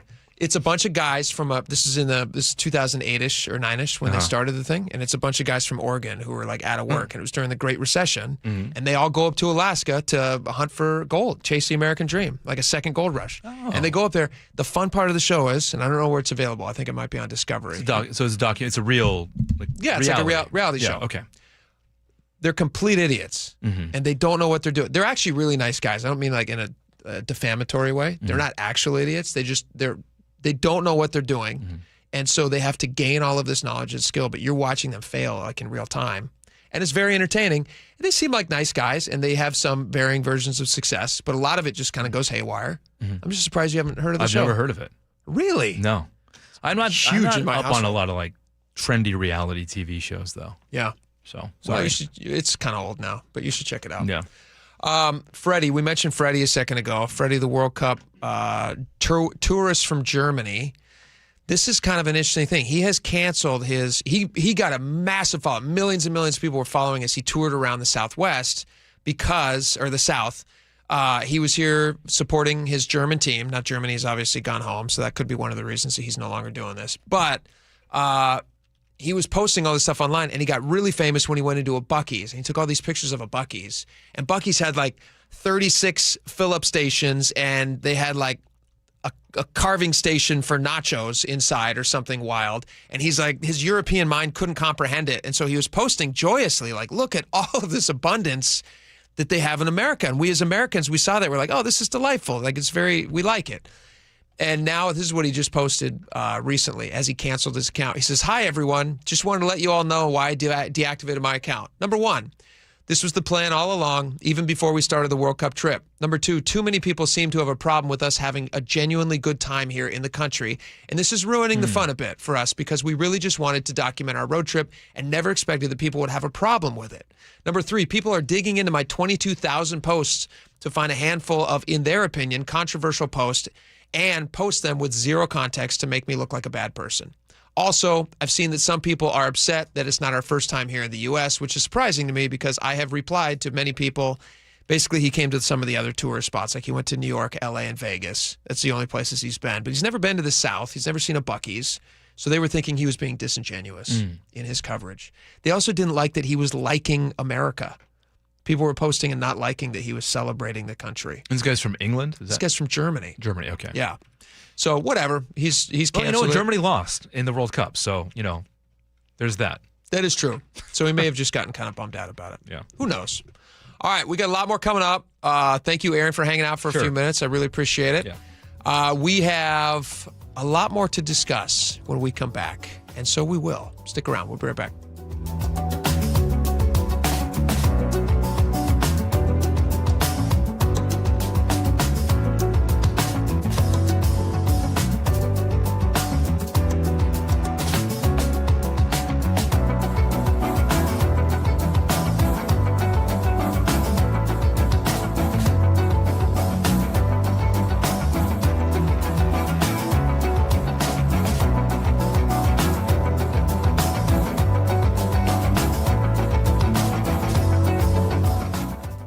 This hour is brought to you by Insulation Northwest. KIRO News Radio, where you hear the John Curley Show, afternoons 2 to 7. You have a whole bunch of people getting on, not paying. Imagine this on a bus. You get on the bus, you got your little stupid card that you paid for, and you swipe it, and then the seat folds down and you can sit down. There's no standing. So if you get on and you don't have a little card, whoop, there's no place for you to sit.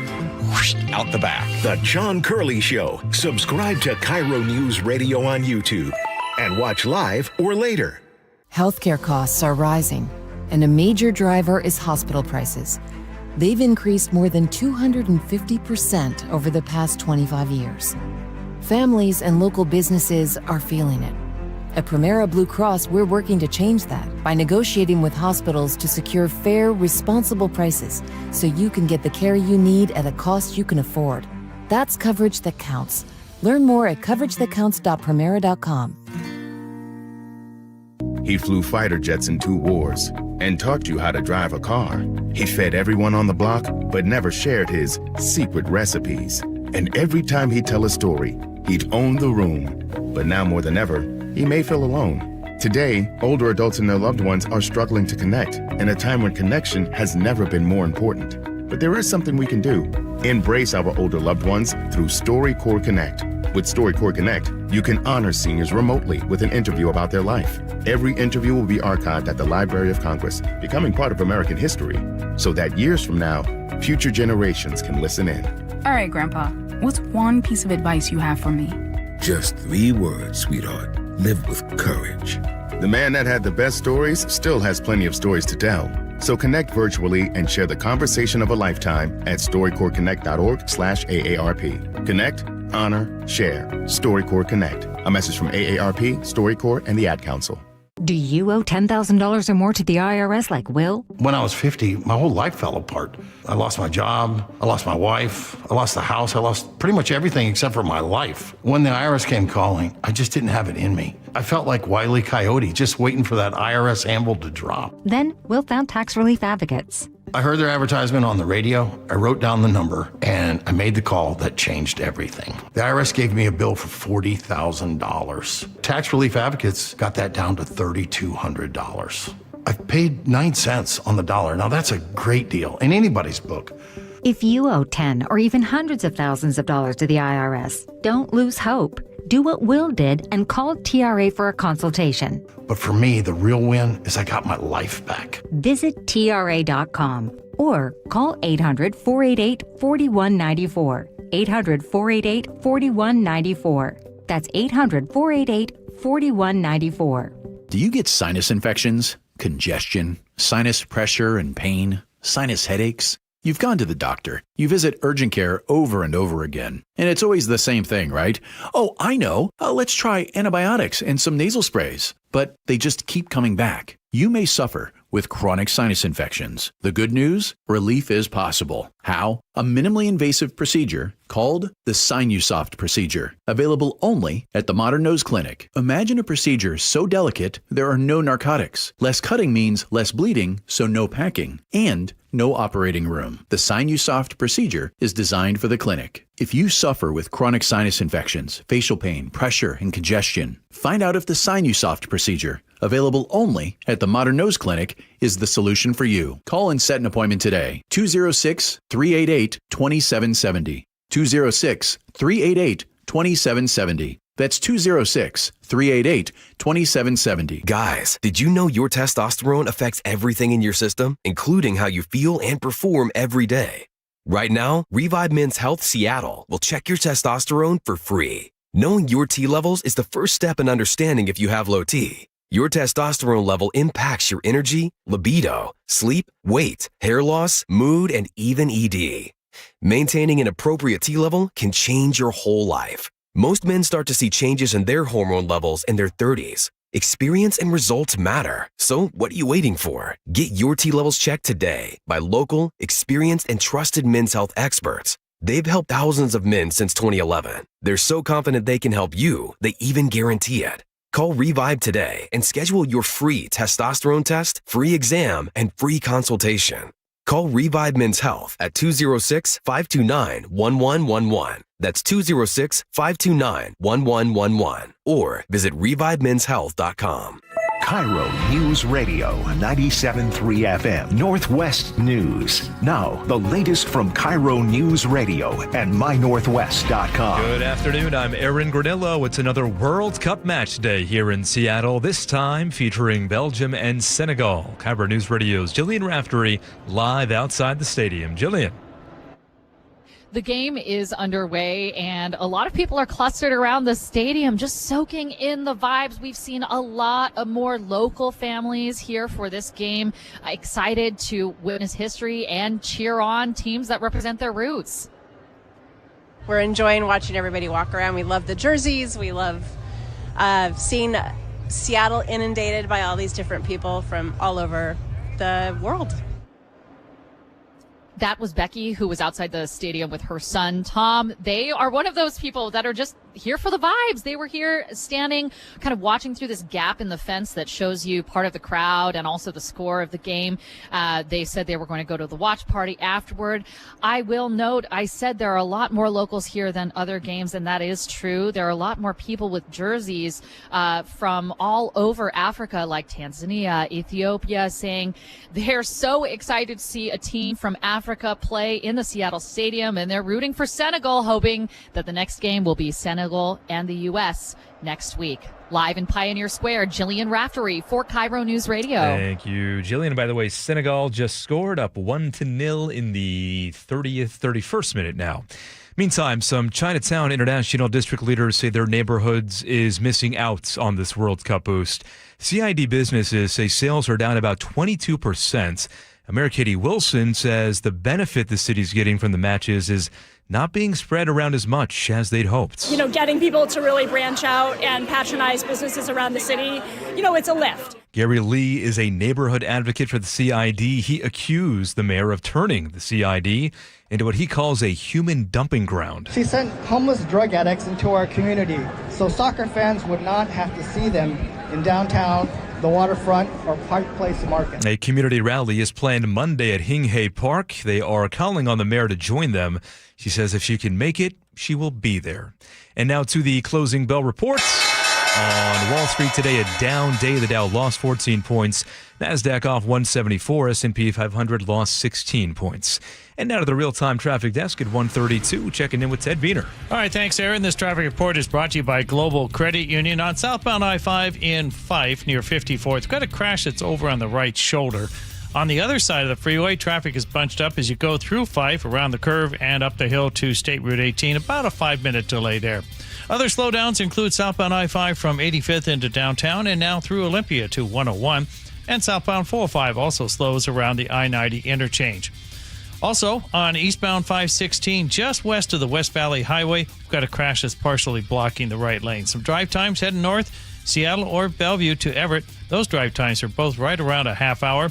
Heading south, Everett to Seattle is 30 minutes. Your Bellevue to Renton drive time is just 15 minutes. Seattle to Tacoma, that drive is now up to 45 minutes, and Tacoma to Olivia is 38 minutes. Your Renton to Puyallup drive time has risen close to 40 minutes. Global Credit Union, where members enjoy no-fee accounts and early payday with direct deposit.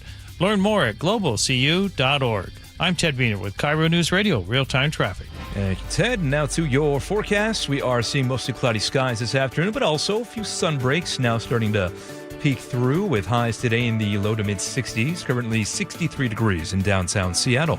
I'm Aaron Granillo, KIRO News Radio. Your best source for local news. You're listening to KIRO News Radio, Northwest News. All right, welcome back to the show. A couple really important things to get to this segment. We're going to talk about some Hollywood stuff. Should be entertaining as you head into this 4th of July weekend. For many of you, it's going to be a long weekend. You're going to have a lot of time on your hands to blow stuff up and watch TV. I'd be interested to see what you guys are watching. You can hit me up at the Muckleshoot Casino Resort text line, 888-973-5476. Taylor Sheridan, creator of Yellowstone, he's got like 27 shows on TV right now. He's so prolific. Most of them are good. One of them I'm not a huge fan of, but I've watched almost everything else that he's done. He was on the Ringer podcast, and he was talking about how he deals with studio executives, stuff like that. We'll get into that in just a second. And then we also have a Seattle food staple is the best. Is this right, Jacob? It's the best hot dog in the country? According to the people over at New York Times Wirecutter. What do they know? One of them is a professional chef. Is he really? Celebrity chef, yeah. So Chef Jose Andres. That's right. And they basically had like a World Cup bracket style showdown with hot dogs and a bunch of regional hot dogs from 8 different places: New York, Detroit, Cincinnati, West Virginia, Kansas City, and one from Arizona. And they said Chicago. Chicago dog. Yes. And Seattle won? Seattle won the best hot dog in America? According to these 3 people at Wirecutter, yeah. Okay. We're going to play a little bit of this. This is the intro to the Seattle dog.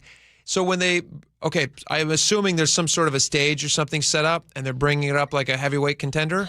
So, yeah, but they were introducing them one by one, yeah. Okay, so they're introducing a Seattle dog. And do they describe what a Seattle dog is? I believe so, yeah. All right, let's hear a little bit of that, and then we're going to talk about Seattle dogs. And what is it? If you don't know what it is, stick around. We're going to tell you right now. Today, we're lining up 8 regional hot dogs, bracket style, to see which one takes the title. This is Wirecutter Taste Test. In Seattle, we've got a toasted potato roll, spread some cream cheese, and then add a butterflied beef frank, topped with caramelized onions, sriracha, spicy brown mustard, and sliced jalapenos. Okay, so are all these things required for it to be a Seattle dog? Does it have to have sriracha on it? That's what's interesting to me. I feel like they took some liberties. I think of the classic Seattle dog as it definitely has cream cheese on it and onions, usually caramelized. Beyond that, I think this is up to taste. They're churching it up too much. You can add whatever, usually these guys on the street, that's where you're 90% of people are eating Seattle dogs are drunk on the street after they've gotten out of the bars. That's true. You can put whatever you want on there. I would say, again, I'm not the definitive person on this, but that it's got to have cream cheese on it. It's got to have onions. Question for you. Yeah. When's the last time you ate a Seattle dog? I had one last night, actually. I knew the answer to that. I don't eat them that often. Yeah, you do. You have one every day. My siblings took me to the A$AP Rocky concert at Climate Pledge last night, and outside. Is that how it's pronounced? A$AP Rocky? I might have said it wrong. Yeah, A$AP. Like Aesop's Fables or Aesop? No, ASAP. like ASAP. ASAP. Like as soon as possible, Rocky. ASAP. Yeah. ASAP. That's his name, or his artist name. Okay. So they've got him set up all out of. They know their market. their demographic. Sure. People coming out of those concerts want Seattle They're going to dogs, be not super sober when they come out of that concert. For example, again, to speak to how much latitude there is and like what counts as a Seattle dog, mine was bacon wrapped, which they didn't even, they didn't add that to this. So one. it had cream cheese, has to have cream cheese. Cream cheese, caramelized onions. There was some other like peppers on mine as well, and the guy threw sauce. Honestly, it seemed like every sauce he had, he put on mine. Were you completely sober at the time? Absolutely not. No. Okay, so you were happy to take whatever he gave you. I was, I was just delighted to be eating a hot dog. I've had them before. I wouldn't say I'm surprised that it's the best dog in the country. Were they drunk? Were the judges drunk when they were making this decision? They didn't seem so to me. No, they're pretty sober minded about this. They're whole thing. okay. They're all right. I never, like, the first time I ever had one was when I was in college. Mm-hmm. Somebody was like, "Oh, you got to have one of these." I didn't know it was a Seattle dog. I thought it was just a delightful invention up in Pullman. Yeah. I had one in Pullman, and somebody gave me a hot dog with cream cheese. I was like, "What are you putting cream cheese on it? That's weird." And it's all right. It's really polarizing. I think that's among the reasons this is making the headlines. Obviously, we care about it here because it's the Seattle dog and everything. But cream cheese on a hot dog, not a normal. I don't know. People find it off-putting sometimes, like the coldness of it, I think, is the thing. On a warm hot dog, that kind of throws you. I'm pretty adventurous when it comes to hot dogs. Red Hot in Tacoma, I don't know if they still sell it, but they used to have peanut butter and bacon on a hot dog together. I don't know about peanut butter. It's unusual, but good? I still enjoyed it. I enjoyed chili dog a great deal. Yeah. Those are nice. There's some examples, if my second choice from the list of competitors that they looked at, I like it pretty simple, and I think West Virginia Slaw Dog might get me there. Just yellow mustard, diced onion, chili sauce, and coleslaw. I guess the coleslaw is a little bit weird. Anyway, that's a lot of stuff. Yeah. This is the judges reacting to the Seattle dog, which again was everybody's favorite. You know what I love? That before you bite, as you are bringing the hot dog into your mouth and the proximity with the nose, the freshness, grassy aromas of the jalapenos are already telling you, "Hello, baby, here I am." And then you bite, the spiciness comes quick, but very, very fast, the sweetness of the onion. The hot dog itself. My mouth is watering listening to him describe hot dogs. It sounds so good. Do you ever watch Chef's Table? You ever seen Chef's Table? Oh yeah, a few episodes. Yeah, that's like an addictive show to watch. It's kind of soothing too. It's very soothing. You're right. They do film it in a very pleasing way. It's very peaceful. It's like there's just it's a beautiful show, but it really captures, like this chef is talking about, when the hot dog's coming at you, you can it's hitting your senses, which is it's not just the taste. You're like, a big part of when you eat stuff, I don't know if you do this, but when I eat stuff, my wife hates it, but like I'll smell it before I eat it. I'll make a show of smelling it. Yeah, I'll lean in because I want, I'm warming up the palate. Yeah. And then I'll bite it after that so that I'm getting the full experience. But if you're not doing that, then you're missing out on 45% of the taste. Yeah. It's important to the process. It's funny. You got to smell stuff, I would be Jacob. embarrassed to do it. I'll smell wine and beer, which is maybe even equally pretentious. Nice. Smelling but wine, smelling beer is okay. How do you? I feel like if my dad was doing that as a kid, who cares I'd what make, they think? Because you pay for their life. That's the other thing you'll discover when you have kids. You don't have to worry about. You don't have to their opinion of you. Who cares about? You want to care about the big stuff, like if they feel like you're a bad parent. But if they're embarrassed by you, yeah, that's great. Throw that one out the window. Okay. Not the kid, but the complaint. Are you holding it up to you? Or are you putting your face down? I'll lean down to it. Depends on the weight of it. If it's a burrito and I'm already holding it in my hands, that's an easy smell. But if it's a plate of something, I will lean down. And sometimes I understand that it's embarrassing. Like if we're in a nice restaurant, which is not, I don't do that a ton, but I do that.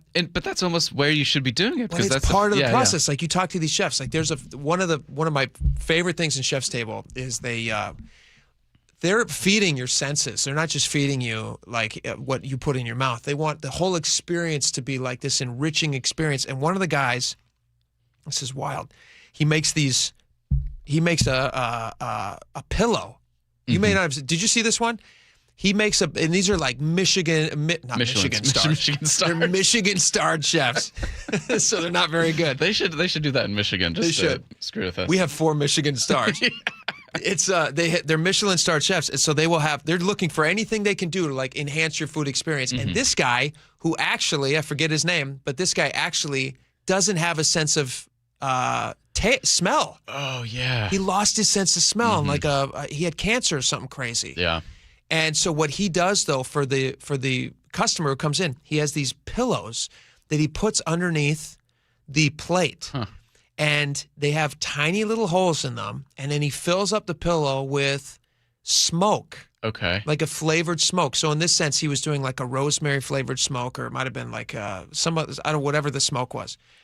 So that every time you took a bite and put pressure on the plate or you cut your piece, the weight of it would push the smoke out. Crazy. And then that would be part of the sensory experience of eating the food. Isn't that amazing? Yeah. These people are brilliant, and it's interesting that the show is soothing because they lead such stressful lives. If you believe the depictions on things like the bear, it looks awful. Yeah. Like I don't know who would ever do that job. Just like vicious alcoholics. Oh, no. It just looks very tough. But the Seattle Dog won, which is good for them. Yep. When we come back, we didn't get a chance to get to this, so we should get into this when we come back. Taylor Sheridan, who's got 1 million shows on TV, talks about that process. Kind of interesting. I'm fascinated by this stuff. And then also there's, you found this story, Jacob, which I thought was really interesting.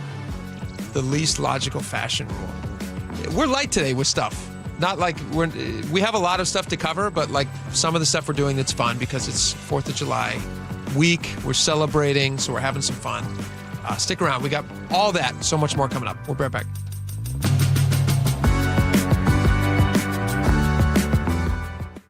KIRO News Radio, the first place you turn for the news you trust. State Senator Jamie Peterson drafted one of the state's most progressive taxes to date, the income tax on millionaires. Engaging conversation. We pay teachers the 4th highest of any state in the country. And your Super Bowl champion Seahawks.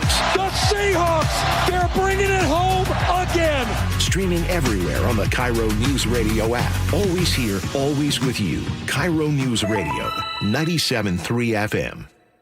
Moving into Aegis was one of the best decisions I ever made because I became connected with lots of friends. This is my friend Susie, and we haven't known each other very long. We just kind of clicked. She found this wonderful place, and so that I moved in. One thing we both like, we watch football games. I'm a tight end girl myself. Aegis Living has been trusted for nearly 30 years to deliver award-winning care in luxury senior living. Visit aegisliving.com/KIRO and see for yourself.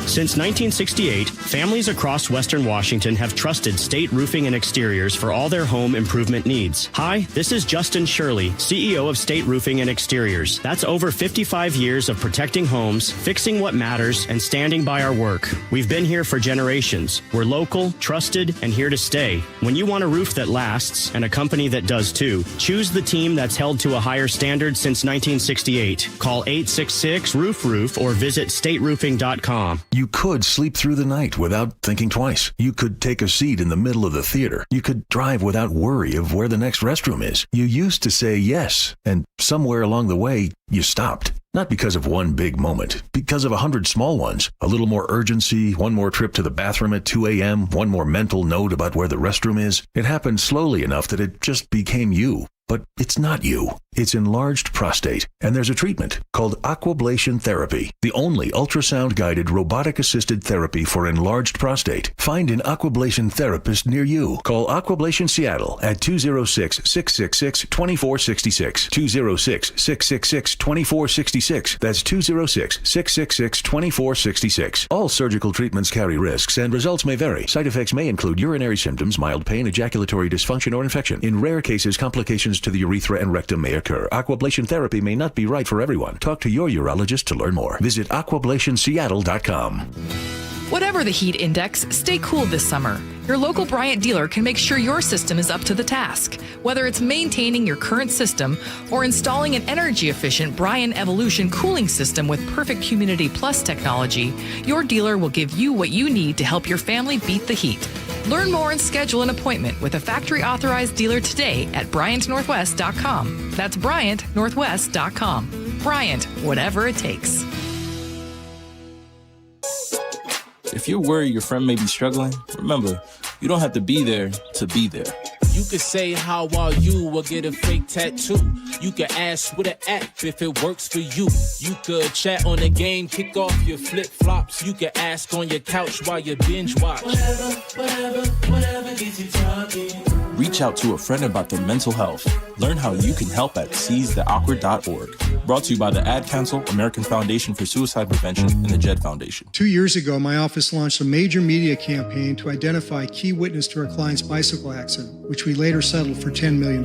Because when we accept a case, we don't rest until we do everything possible to improve our client's chance of recovery. We're one of only a few firms in the state with an in-house investigation team building our clients' cases. So when you hire Davis Law Group, you don't just get a dedicated and award-winning legal team. You get our commitment to better service and even better results. Request a free consultation today at 206-888-8888. Staples Easy Deal Days are here. Score up to 50% off more than 1,000 products in-store and online. It all ends July 4th. Staples. That was easy. Nearly half the homes in Western Washington are not properly insulated or not insulated at all. Sound like your home? Then call for your free inspection. InsulationNorthwest.com. Check out the Puyallup Tribe's Firecracker Alley's new location at 3509 72nd Street East in Tacoma. Stock up now for your 4th and enjoy great food at Firecracker Alley. 3509 72nd Street East in Tacoma. Open now through July 4th.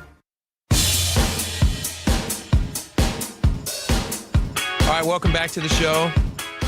Over long weekends, people have the opportunity to do a lot of stuff. You can hang out with your family, which I hope you're going to get a chance to do. And you can also watch some of the 25 million options that you have for really, really high-quality streaming television shows and movies that you'll never have a chance in your lifetime to catch up on. And 50% of those offerings come from Taylor Sheridan, who is... I don't know how this guy puts out so many TV shows. I don't know how he puts out so many TV shows that are good. He's got a really interesting backstory, too. Do you know much about his backstory, Jacob? The creator of Yellowstone and all these other things? He started late, right? As a did. writer? Yeah. Maybe not till he was 40 or something. Yes. I'm a fan of, I think, his first movie, Sicario. Sicario, phenomenal. So he was an actor who was having like middling success, but not like, he wasn't like a leading man. And I believe he was on a show called Sons of Anarchy, if I don't have that wrong. And basically he was a working actor. He's making money at it, not a ton of money, but he's making enough to, that's his career. But it just wasn't getting to the next level. And he wanted some more success and basically was told like, well, there's a lot of people who can replace you. You're not that valuable to us. So he's like, okay, well then I got to find an area where I am going to be valuable. I can write. And so he writes Sicario, which ended up getting directed by, I forget who directed that. Villeneuve, Denis. Is it Denis Villeneuve? Yeah. It's a phenomenal movie. It's so good. Emily Blunt, very, very good movie. So he writes that, and then he does Wind River, which is really good, Hell or High Water, which is really good, all this stuff. And then he comes out with Yellowstone, which is a smash hit, massive success, just like reintroduces the Western genre to TV audiences, modern Western genre. But then Yellowstone ends, and then he has all these offshoots. And not only when he was doing Yellowstone, he also had other shows that were happening. He's got the pre-Yellowstone shows. He's got the 1883. He's got the 1823. He's got Lioness, which is not a Yellowstone adjacent show. It's just another show that he's done. He's got Mayor of Kingstown, which stars Jeremy Renner, who was, his star in Wind River. He's got Yellowstone. The offshoots of Yellowstone are now U.S. Marshals and the Dutton Ranch and probably 5 more that I'm not even remembering. And so he was talking about like, well, how do you do all this? He was on the Ringer podcast. And it didn't used to be this way when Steve McQueen was a movie star. He's talking about how you deal with studio executives. At Paramount, right? And Bobby Evans ran the studio because writers were turned loose, directors were turned completely loose. There weren't endless rewrites. There weren't meetings with executives about tone and mood and all this nonsense, right? And then you didn't have a lot of people. And by the way, the studio executives and the network executives native group in the industry, right? These are marketing executives for the most part.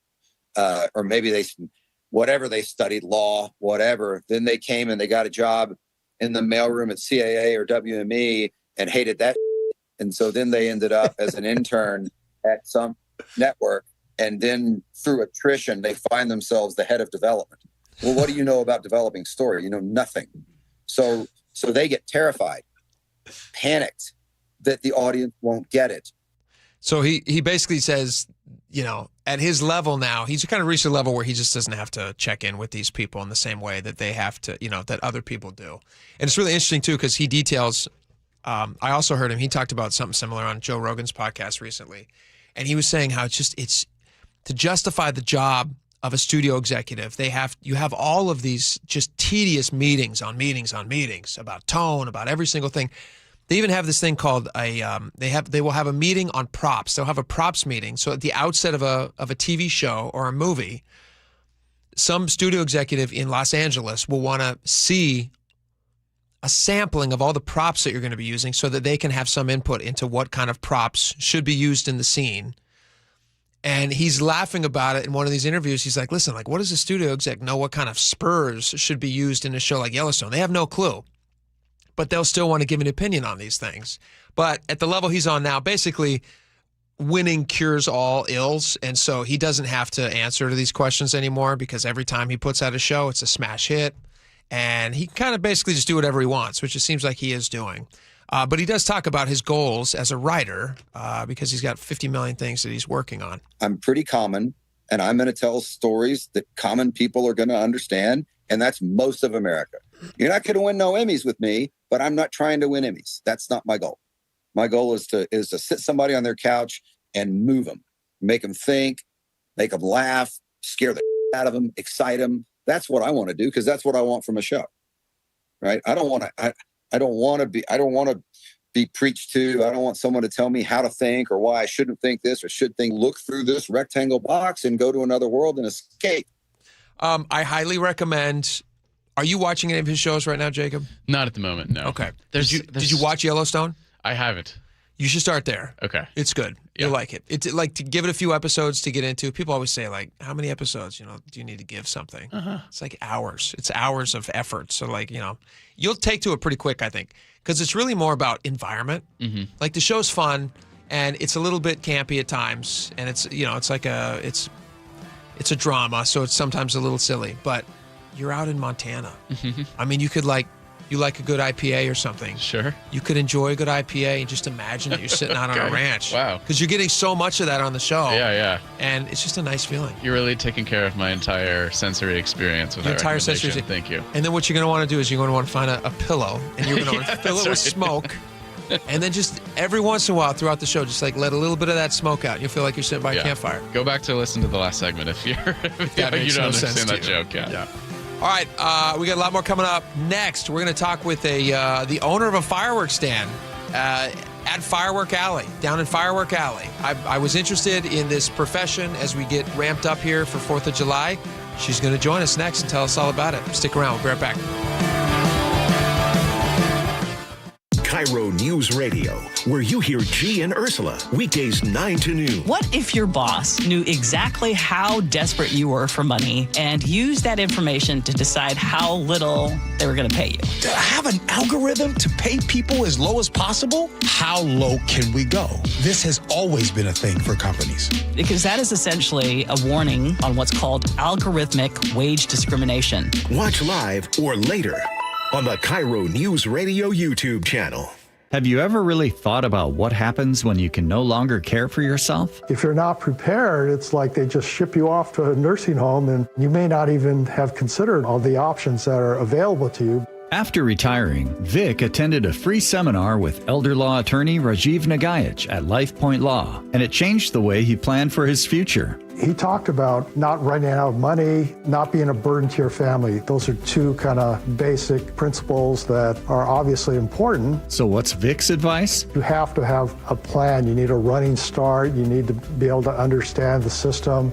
I would encourage people to consider getting educated. Rajiv has a lot of knowledge, a lot of practical experience that can be helpful. Register for a free LifePoint Law Retirement Planning Seminar in Federal Way on July 7th, Bremerton July 9th, Everett July 11th, or Bellevue July 18th. Space is limited. Sign up at lifepointlaw.com. lifepointlaw.com. Do you owe $10,000 or more to the IRS like Will? When I was 50, my whole life fell apart.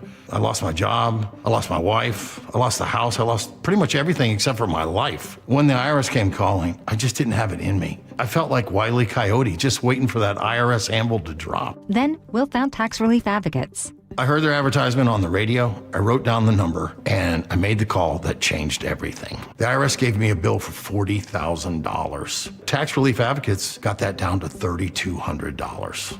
I've paid 9 cents on the dollar. Now that's a great deal in anybody's book. If you owe 10 or even hundreds of thousands of dollars to the IRS, don't lose hope. Do what Will did and call TRA for a consultation. But for me, the real win is I got my life back. Visit TRA.com or call 800-488-2578. 800-488-2578. That's 800-488-2578. I like it hot. Beg your pardon? Can you make it hot for me, Dan? I think so. Half heated ain't hot enough. No. That's why I called you. Apollo Plumbing. Yeah, my sorry old water heater. Oh. Ain't getting me the hots anymore. You want hot water. That's what I said. That's what we do at Apollo Plumbing. And you're ready? Right now. When can you? How about today? Same day? We'll have you in hot water tonight. Clever. How about an upgrade? A tankless water heater would mean endless hot water. Now you're cooking. That's just for starters. Starters? How about we make it a worry-free water heater? Worry-free? Wrenchie's worry-free warranty. Which covers? Repair, service, all included. And when it wears out? Apollo replaces it. No extra charge? Nothing. Nil? Nada. As an Apollo A-list member, you're covered. And payments? To fit your budget with approved credit, of course. And I'm hot again. Worry-free. That's for me. We're on our way. Thanks for making it hot. We're ApolloPlumbing.com. The Mariners are celebrating their 50th season with a legendary weekend in August. It all starts with Alumni Home Run Derby Night, August 7th, presented by Muckleshoot Casino Resort. Be here as Ichiro, Mike Cameron, and more swing for the fences in an epic post-game competition. Then on August 8th, it's 50 Season Celebration Night presented by Daktronics. Witness the largest gathering of franchise greats as the top 50 Mariners players are unveiled live at T-Mobile Park. Get tickets at mariners.com/50. Your best source for local news. KIRO News Radio. KIRO FM and HD1. Tacoma, Seattle. Northwest News. ABC News, I'm Michelle Franzen. Dangerous heat alerts stretching across 16 states. New York City facing what could be the hottest heat index on record since 2010. Doctors warning about the potential signs of heat exhaustion and heat stroke. ABC News medical contributor Dr. Darian Sutton. It can start early on from heat exhaustion symptoms like cramping or spasms, but that can progress into symptoms of palpitations or abnormal feelings that you're having an abnormal heart rhythm, sometimes a headache, and in the severest forms, heat stroke. That's when your body temperature is no longer able to be regulated, and that's when patients come in with a temperature over 103 degrees Fahrenheit with signs of in-organ damage. President Trump in North Dakota for the opening ceremony of the Theodore Roosevelt Library. He traveled on the inaugural flight of the new Air Force One plane gifted by Qatar.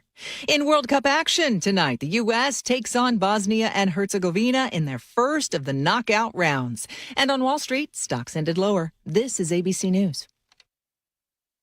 In California, a bill to prevent sex offenders from running for office in the state has been put on hold. California Assembly Bill 2753 would have prohibited anyone who is or has been required to register as a sex offender from running for local elected office. It was introduced by Assemblywoman Esmeralda Soria. This issue is critical. We have heard loud and clear from the community that we must do something. The bill had seen wide support among lawmakers and passed the state assembly back in April, but this week it was put on hold in a California Senate committee with members saying the bill was too broad and should only have applied to the most serious sex offenders. For now, registered sex offenders in California can run for office.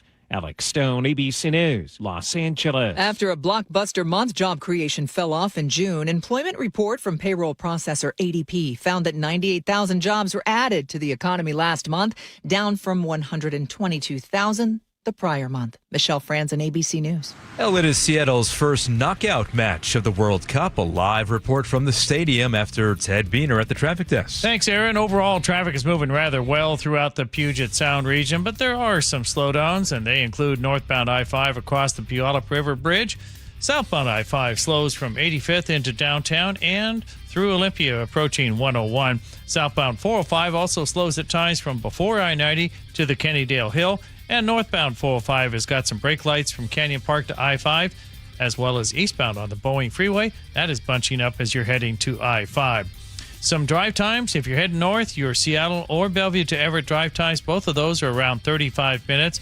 Heading south, Everett to Seattle is 30 minutes.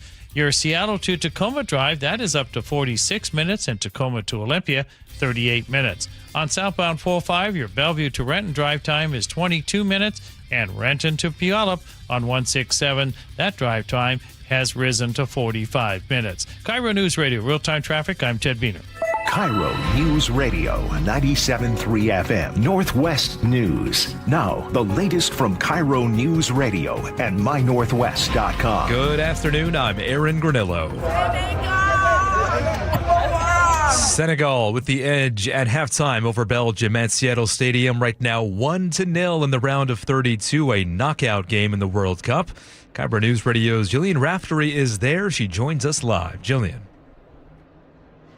And there are a lot of Senegal fans hanging on the edge of their seats for this one, and a lot of other families who are representing Ethiopia, Tanzania, and other countries in Africa, just excited to see the representation. I spoke with one family who says they are here for the game of a lifetime. Super excited. I was actually born in Belgium, but I am Senegalese, so let's go Senegal. Oh my gosh! Yeah. So this is a crazy game for you. It is, but hey, my heart is beating green, yellow, and red all the way Senegal.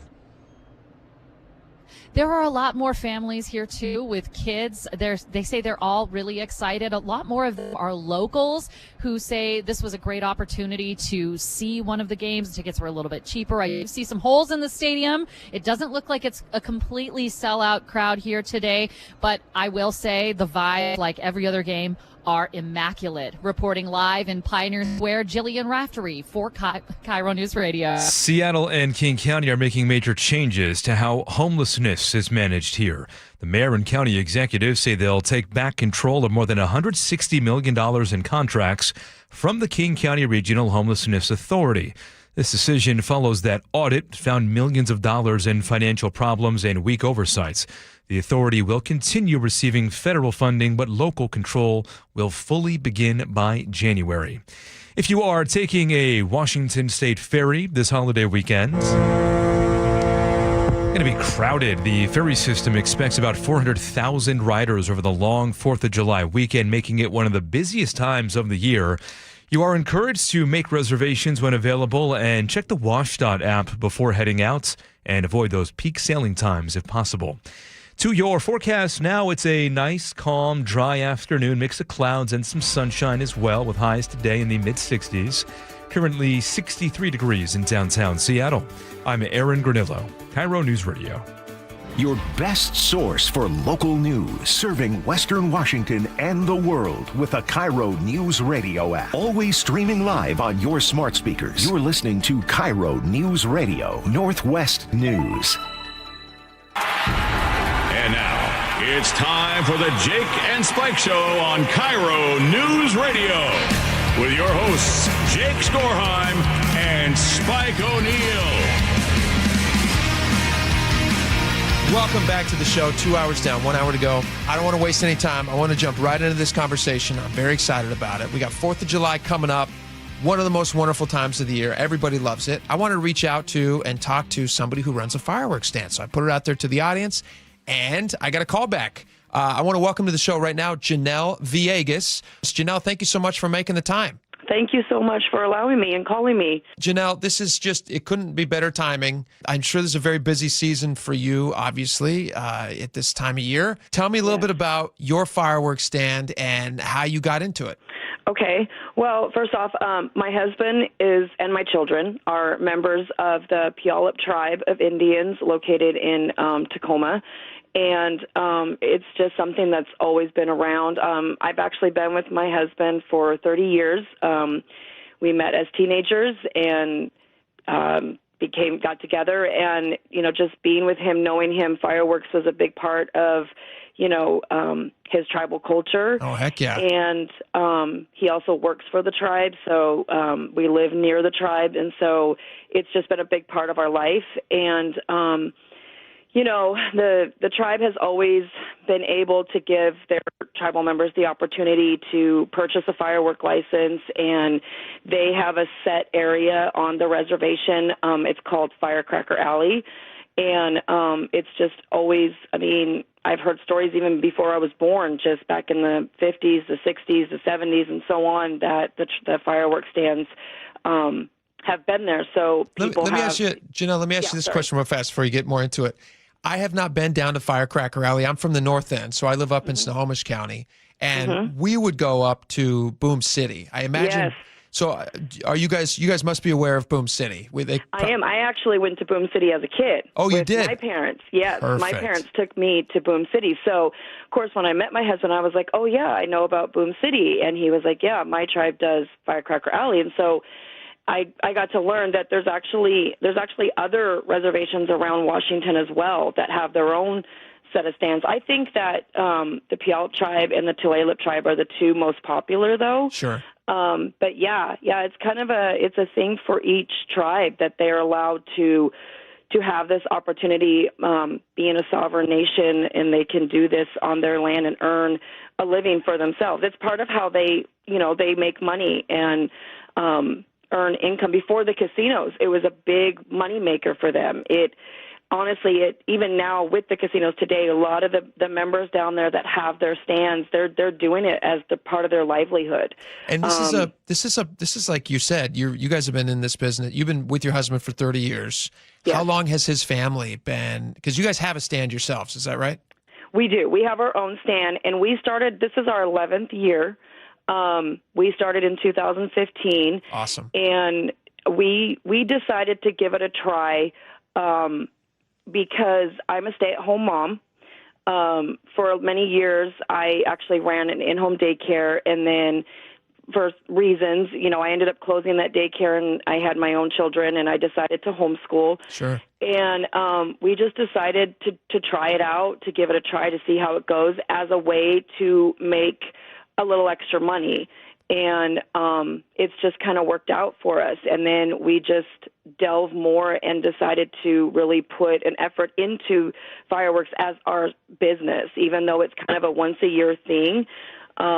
We've made T-shirts, and we've made business cards, and we've put ourselves out there, got a Facebook account. What's the name for anybody listening who's interested in, especially down in the South End, who wants to go to Firecracker Alley and find your stand? What's the name of your stand? Sons of Thunder. Sons of Thunder. That's a perfect name. Yeah. You know what's so great about that? I love your story too.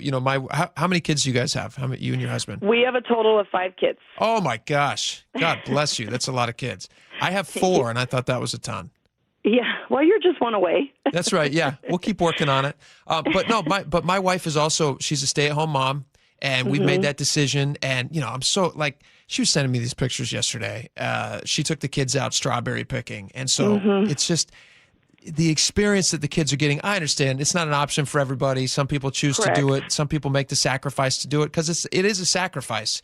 Like you say, you have to come up with other ways that you guys can figure out how to supplement what would be a second income in the house. But the trade-off is, my wife is getting to have all these wonderful times with our kids. They're getting that childhood the same childhood that I grew up with. I had a stay-at-home mom, and I remember that. I just called her this morning, and I was like, man, what a great childhood I have, because I'm watching my wife with our kids now, and I'm just remembering how fortunate I was to have that same thing. And it sounds like you and your husband are giving your kids the same thing, and you've figured out this way to supplement that income, which is so great because it is a seasonal thing. So you could lean really hard into it for like how much time are you spending on this? Is this like the entire middle of June and into July? How does that work? Yeah, actually, so with the tribes, we actually get more time than the state does, the state stands. Yeah, because state stands, I think, are just the week prior. Isn't that right? Right. Yeah, exactly. With the tribe, so we actually purchased our license towards the end of May, and they opened the doors for us down at the area, what we call the alley, on June 1st. So we've been doing this whole month. That's great. They open the doors for people to start building their stand because there's spots. There's 130 spots actually down there, and you get your spot, and then you can build your stand starting June 1st. And that's exactly what we did. Some people wait. Some people, not everybody builds at the same time, but most do. And you can start building, and we're open at that moment. There's no set time to be open or anything. June 1st, that's it. You can come down, you can come walk the property, and we can sell right then and there. And technically our license is for a year. So we have that license. If we were on like a piece of tribal property and we had a stand set up on that property, we could sell all year long. Yeah. But obviously the appetite for a lot of people, it's just around 4th of July. Yes, and New Year's as well. They do. That's true. Yeah, they don't allow all the spots open on New Year's, but down there at the same area, they do allow a certain number for people to come down and set up their stand for New Year's. So you guys set up June 1st, Sons of Thunder on Firecracker Alley, or at Firecracker Alley. What's that process like? Like, how long does it take you guys to set up? Are you able to design whatever kind of stand you want? I imagine there's like kind of a square footage footprint that they ask you guys to build within. Yes. So each spot is allotted a certain size. I believe it's 16 by 20. I could be wrong. Sure. My husband knows those measurements a little better than me. But yes, we store our stand. So it's, we take it down every year, and it's pieces. It's wood pieces. And we store it, we load it up in the truck, and we bring it down there. And it takes my husband, they can put it up within a day. It's a day. So, I don't know, maybe 3 to 4 hours, and then it's built. And once it's built, then we go inside the stand and we build our shelves where we're going to store the fireworks. Yeah, all your displays, all the, for people to, it's like, I remember it as a kid as Boom City. I'm sure you remember this too, but, it's, I imagine there is a science behind that. You want people to see things in a certain arrangement. You want to put the good stuff in a certain spot, the easy to see stuff for little kids. How does that all work out? Yeah. So exactly, and I'm constantly redoing my displays. Like, we have displays in the windows. We have like baskets with the kid fireworks up front because that's the eye grabbers, right? Like some of the newer things, like this year, something that's new is what they call sidewalk chalk smoke. And so I'm displaying that in my window because it's kind of an eye grabber. Oh, what's this? What is that? Yeah, you've got me intrigued. It's really cool. It's actually like smoke sticks that when you light it, the smoke comes out, and you can take it and you can write with the smoke on the sidewalk, like sidewalk chalk. Oh, that's smart. So, yeah, and things like we have lightsaber swords, they're kind of like big sparklers.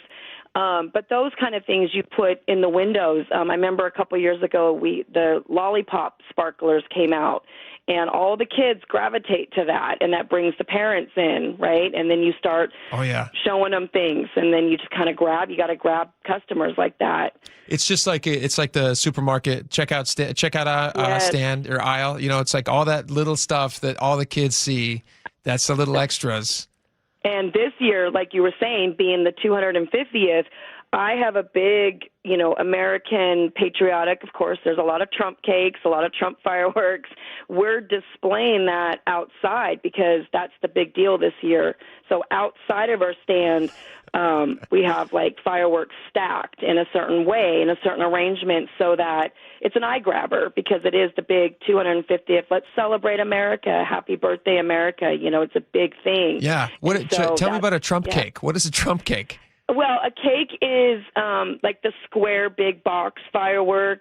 It's so there's two different types. You have your cakes, and then you have like your mortar shells. And the mortar shells are what you like, the balls or the tube-looking shell that you drop inside of a tube, and you light it, and it shoots up in the air. That's kind of a one light. So you put the ball or the shell into a tube.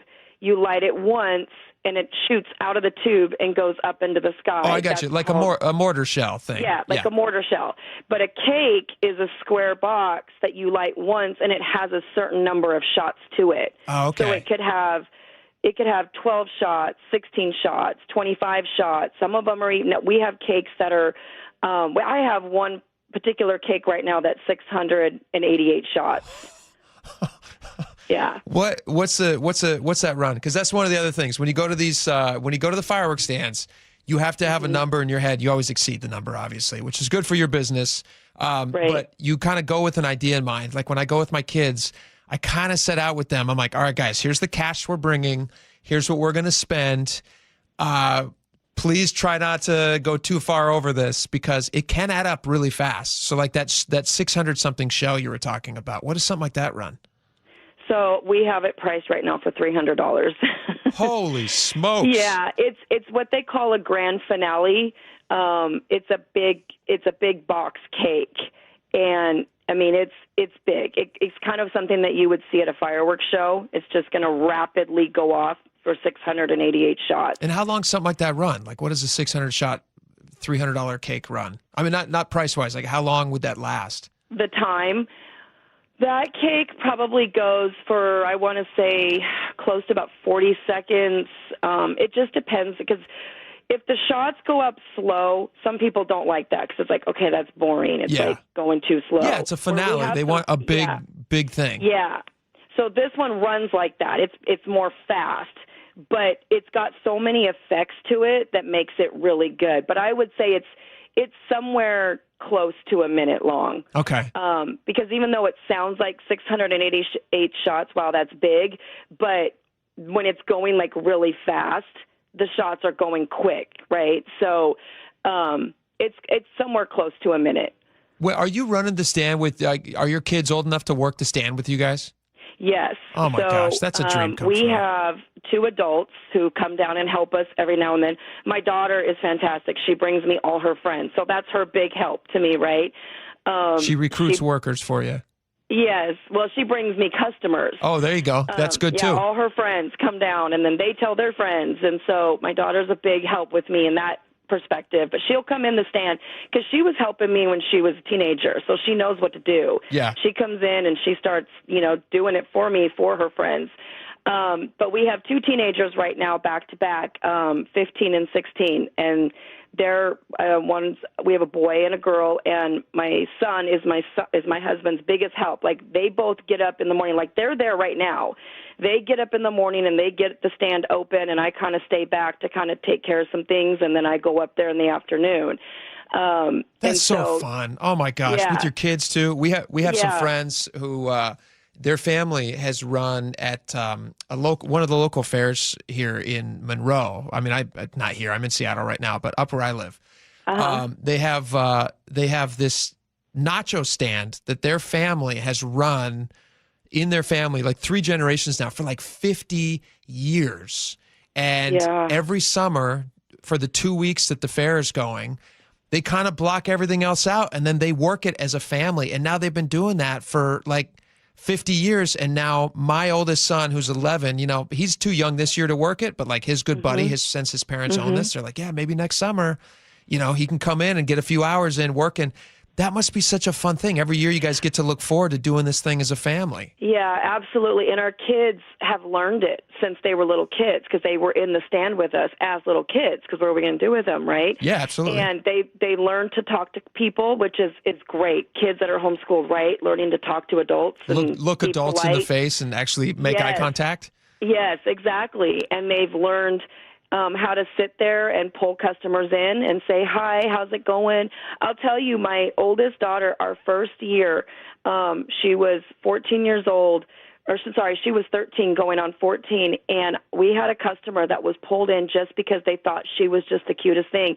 And that couple have been with us every single year. They have come back to us. I didn't even think about that. For 11 years. Yeah. It is like it's a total, you build this client base and then they want to come back every year and have that same experience.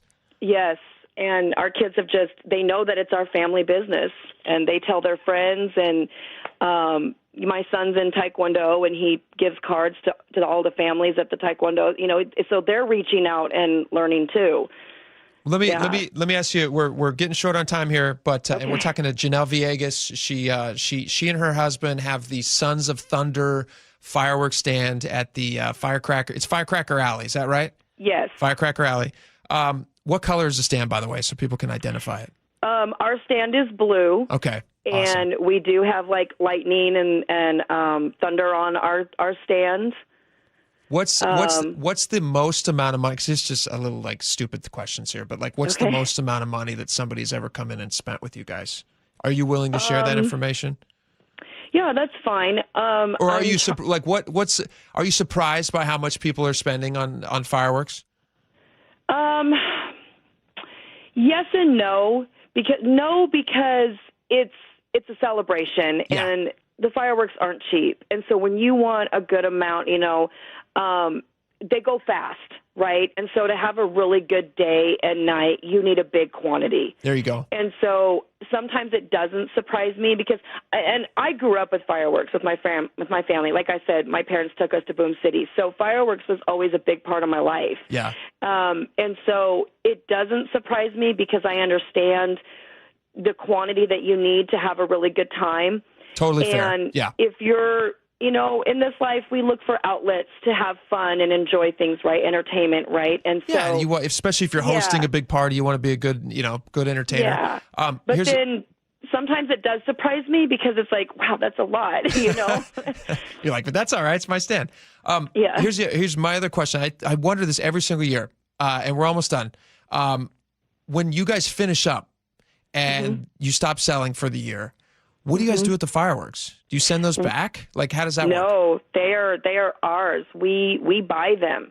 So that's a thing for us. It's kind of scary because there are wholesalers that we go to that we know of, and we go to them and we purchase them. We either use cash or we use a credit card.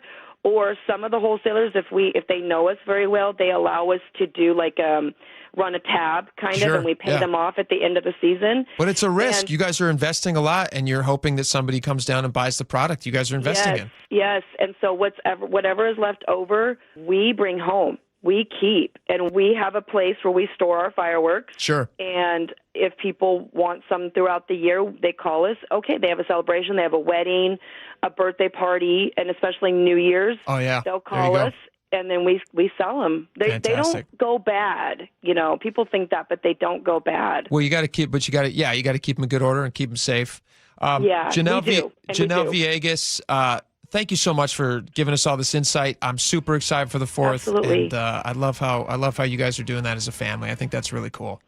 Yeah. Is it okay if I plug my stand real quick? Yes, please do. Yeah, anybody listening and you want to get a great deal, please come see us. We're at Firecracker Alley in Tacoma. It's 72nd and Vickery, either off Canyon Road or off Portland Ave. We are stand number 48 this year. But you know what? I will just plug the whole alley in itself because everyone down there, they're running their business too. So, yeah, but please, if you come see us, we will give you the Jake deal, okay? Fantastic. Check them out at Sons of Thunder. Janelle, thank you so much for coming on. We really appreciate it. Jake, it was an honor. Thank you so much. All right. Best of luck this year, and happy birthday, America. Exactly. Thank you. All right. Talk to you soon. Okay. Bye-bye. All right. We got a lot more coming up. Stick around. We're going to be right back.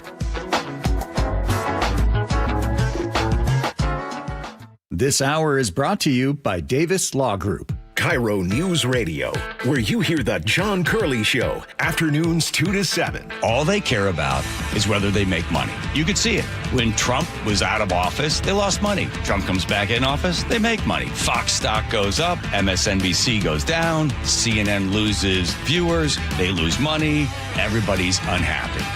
They need people to fight. The John Curley Show. Subscribe to KIRO News Radio on YouTube and watch live or later. If you have unfiled taxes or are in debt to the IRS, this is important news. Did you know the IRS has programs specifically designed to help people struggling with tax debt? Powerful tax assistance programs that can save you thousands if you qualify. No one knows these programs better than the experts at Optima Tax Relief, America's most trusted tax resolution firm, A-rated by the Better Business Bureau. Their award-winning tax attorneys and licensed professionals have resolved over $3 billion of tax debt for their clients.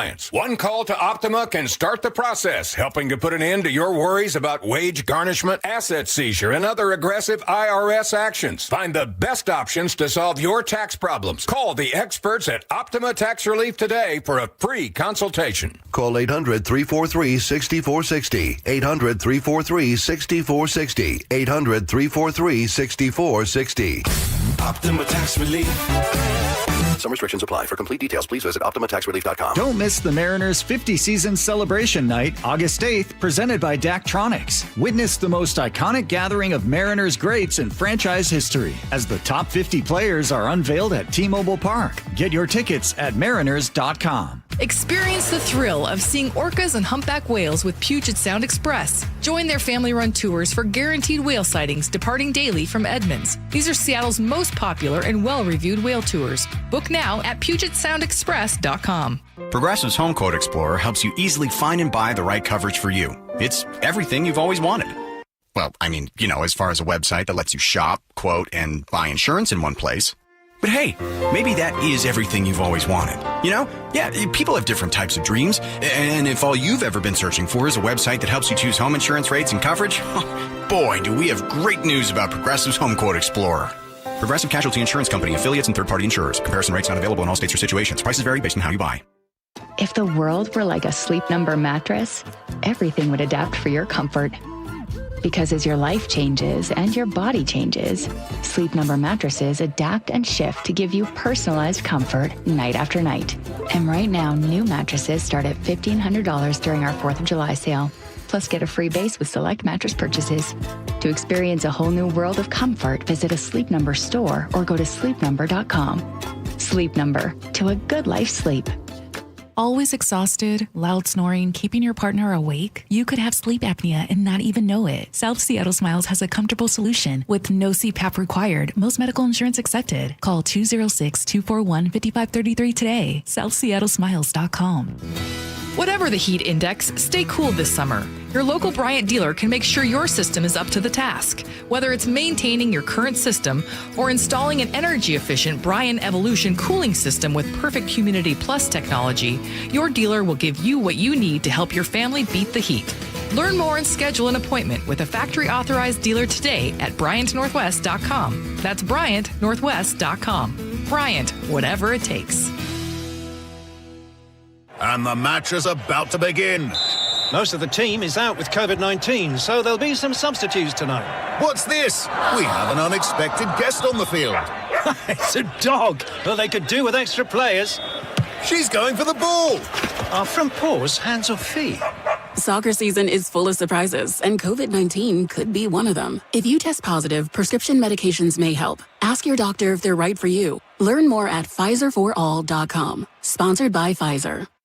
For a lot of workplaces, the work week doesn't end on Friday. That's why there's EasyCater, the best way to order food from favorite restaurants for your hardworking team, even on weekends. With EasyCater, you'll find great options for any group size and any shift, with tools to help meet dietary needs, stay on budget, and simplify expenses, all backed by our award-winning 24/7 support. EasyCater, your Monday through Sunday workplace food platform. Start an order for your weekend crew at easycater.com. KIRO News Radio 97.3 FM Northwest News. Now, the latest from KIRO News Radio and mynorthwest.com. And good afternoon, I'm Aaron Granillo. It has been all Senegal at Seattle Stadium so far. Let's go Senegal! Soccer team up 2-0 over Belgium in the second half in this first World Cup knockout match in Seattle. KIRO News Radio's Jillian Raftery is outside the stadium. She joins us live. Jillian. Well, you've seen packed crowds inside the stadium. I'm here in Occidental Square, and there's got to be like 5,000 people at this watch hanging on their edge of the seats. that are rooting for Senegal. I see a lot of different jerseys from a lot of different African countries represented in there. Unfortunately, they were having some technical difficulties with Jillian, but we did catch up with this one Senegalese fan who is a local. Feels unreal. It's a once-in-a-lifetime opportunity. We actually live in Seattle, and so we're happy to host the World Cup as Seattleites, and we're so excited. So excited. And again, this match taking place at Seattle Stadium. The score still 2-0 in the 69th minute of the second half now. Meantime, a Chinatown International District leader says the city cleared homeless camps from downtown for these World Cup tourists and pushed them into his neighborhood.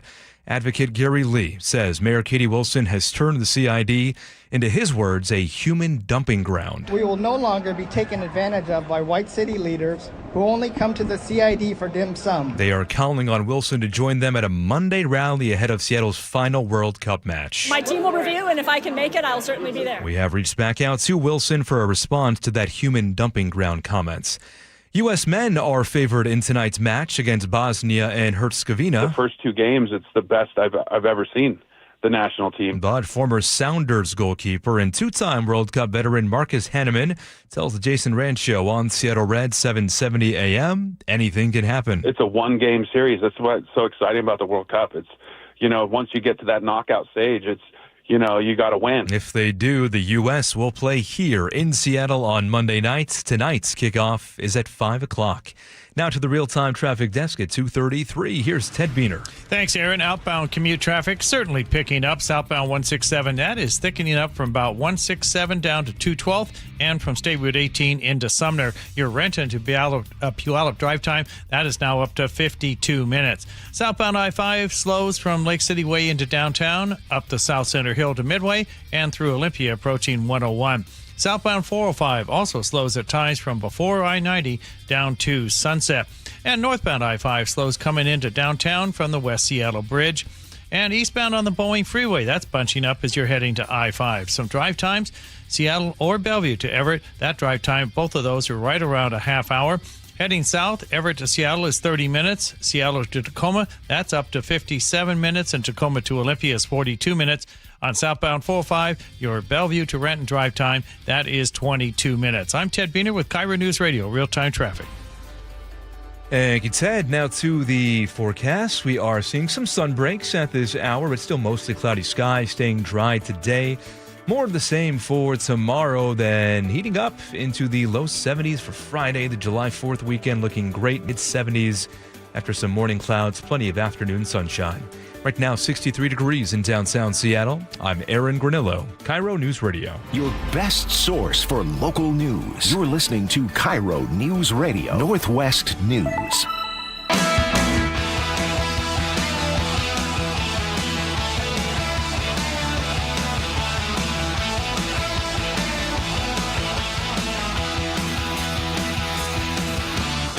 Welcome back to the show. Man, what a great interview that was, talking with Janelle Villegas. If you guys missed any of that last segment, download the podcast, the Jake and Spike podcast, which you can find wherever podcasts are sold.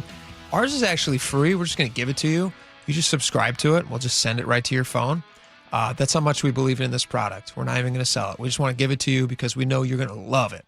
Also, if you guys are not enjoying the show on the live stream, you should. It's a ton of fun. All right. I saw this story. This is over at KIRO News. I found this to be interesting news because I don't actually see this as a positive thing because I'm going to get caught up in this. People are really riding the ferry boats right now, like a lot. Year over year, when you look at the same time last year, so right now through June 28th, Washington State Ferries, according to KIRO News, they've carried 9.4 million riders through June 28th. Now, if you compare that to the same time last year, that is 425,000 more riders in that same period that from 2025. So what they're on pace to do right now, again, according to the story, is they're getting back to like pre-pandemic numbers, which was kind of the benchmark that everybody's been waiting to happen. I have a couple issues with this. The number one, you have a massive influx. I don't even know how much of a massive influx it is, to be honest. I think there's a fair influx of World Cup fans that are going in and out of town who are probably riding the ferry because you're literally not allowed to have cars in like the last mile of the stadiums. You're not allowed to use vehicles. And it's like a vehicle-free World Cup. That's what they're trying to do. And so what a lot of people are doing is it's kind of forcing people to either take the light rail or the Washington State ferry system or some of the local buses, which whatever, that's fine. We have the infrastructure. We pay a ton for it. We might as well use it on these days. I don't think that this means that we're going to have this level of ridership going forward. Not necessarily. Maybe it will remind people that that's a fun ride like that. And it is a fun thing. As much as I'm constantly harping on the ferry system, not the workers. I love the workers, but the people who run it, the administrative people, I don't think that they do the best job in the world. And, but it's a really beautiful experience, especially this time of year. It's so gorgeous. When my grandparents, who are from the East Bay, like San Francisco East Bay area, anytime that they would come to town, the number one thing that my grandpa wanted to do, no matter what we did, the number one thing that we had to do every single time that they came to town was we had to drive to Mukilteo and we had to get on the ferry boat and head over to Whidbey Island. Because it's a really cool, unique experience. I think we have the largest ferry system in the country and one of the biggest in the world, and it's really cool. We should be proud of it. It's really neat. I just don't think it's run super great. And one of the things that they're doing during the World Cup that has been driving me kind of nuts is they're running it pretty good. And I don't have a problem with them running it well. I like that they're running it well. The problem that I have is that they're exclusively running it well during the World Cup because they don't want to be embarrassed for an international audience. They don't want to be embarrassed by tourists. They're like, oh, it's great. Let's make sure that the cities look great and that the crime and the homelessness and all that stuff is gone so that when other tourists are in town, they go, hey, you remember that great Seattle that we visited during the World Cup that one year? Let's go back and spend more money. The problem is once the cameras turn off and once people go away and there's no more international media attention on the city and all of the different services that feed people into the city, like the Washington State ferry system, the people who run these systems tend to let them fall into disrepair, which is not cool and not fun. Like right now, they're running nearly at full capacity, these boats. And typically, I think right now, what was the number I saw? They're running at 19 or 20 of the 21 available boats. That gets down to as few as 12, like 11 and 12 sometimes. During summer months when you should be running at high numbers, maybe they should follow. So this is a cool thing. We now have seen that when they are motivated to, they can do extraordinary things with the money that we have given them, like run the ferry system nearly at full capacity. Why aren't they doing this every summer? I'm not even making the argument that they should be doing this all year round. I'm being actually pretty generous here. I'm saying, hey, you know what? I understand a lot of these boats, they're 60-something years old, which is actually pretty impressive that you still have these things on the water. Wouldn't it be nice if during the busy summer months where everybody wants to travel and go out to the San Juans or take the Edmond-Kingston run and head out and check out Kingston or go to Jefferson County, wherever you might be going, let's have all the boats. We should come up with a name for it, and we should make Washington State Ferry System. We should hold them to this standard. We now have a new baseline. The baseline is World Cup standard, and that's what we should just all accept going forward. I accept that during the summer months, Washington State Ferry System will be running at the World Cup standard, which is to have like 19 or 20 boats on the water instead of the 12 or 13. Right? Is that crazy? I mean, I feel like that's a totally fair thing. The other reason that they didn't run a lot of boats post-pandemic, I mean, we always see these post-pandemic numbers. This is to continue with the World Cup theme and the soccer theme. The reason that the Washington State Ferry System is still struggling just to catch up to the 2019 numbers is because when 2020 hit and when you had the COVID, all the COVID craziness, Washington, the state of Washington under Jay Inslee, they did a massive self-goal or own goal, I guess would be the soccer term. They did a massive own goal in that they required Washington workers, public sector workers, to get vaccinated. And Jay Inslee put his foot down and he made this, he really planted a flag. If you're not vaccinated, you're not going to work for Washington State. And there was a lot of workers. I forget the number, but I want to say hundreds of Washington State Ferry employees who tried to seek exemptions. There was a process by which you could try to seek an exemption, and you could ask for, a lot of it was religious. You could say like, well, I have a religious exemption to the vaccine for whatever the reason, and you could try to, not have to get it. But even when they had been granted a religious exemption, they were still fired. We have news stories about that, where they were still let go and fired, even when they had gotten this exemption. And all of those people just went away. Hundreds of workers. And now you're constantly, for years afterwards, Washington State Ferry System was running into this problem where the boats weren't breaking down. The 60-year-old boats were actually pretty reliable, as you might imagine, because they're 60 years old. So obviously they're pretty reliable. What was happening is they were having staffing shortages. And the staffing shortages were coming from a mixture of things, but in large part because they were so pressed and short-staffed because they fired a bunch of people. Whose job, and think about that, whose job it is to stand outside in a windy platform area on a boat and usher cars in. Oftentimes these people are behind glass in their vehicles, and still you fired those people. That to me is like one of those things that I'm just not going to forget, that the government, like governments, big bureaucracies are horrible for many, many reasons, but one of the reasons are they're just kind of faceless and they hurt people because they don't have to, nobody holds them accountable. And so when they fire hundreds of people who were, like good workers, like union workers, they were firing because they didn't get vaccinated, which to me, to this day, I'm very annoyed by that. Anyway, back to the ferry system. There's a lot of people riding the boats right now. That's great. But now we have a new baseline, and now I would like them to uphold this new standard. The World Cup standard, I think we should all adopt it, and we should all be excited that we know that they can adopt this standard. Here's the other thing, real quick, side note. Those boats that they're running, many of them very old. There's a couple that have been, updated and they tried to make them into, actually, I think there's just one, right, that they tried to make into a hybrid boat. I forget the name of it. But they had like a huge budget of whatever the amount was. They had like $100-something million, and to do 3 boats. They spent it all on one boat, but whatever. They got a hybrid boat. I think they should invest in the technology that runs for 60 years. Like, let's get a couple more of those on the water. Let's get a couple. They're quite a bit cheaper than the new hybrid electric versions that they're trying to build in Florida. Let's get a couple diesel ones that we know are solid, that we know you can run into the ground, all reliable for 60 years. Let's get like a couple of those that we know are going to be the workhorses, that aren't going to have any problems charging or nothing, because that's a proven technology. And then if you want to invest in other stuff, then be my guest. But let's get a couple good old-fashioned diesel ones in here soon. All right, we got a lot more coming up. We got your text messages next. Stick around. We're going to be right back.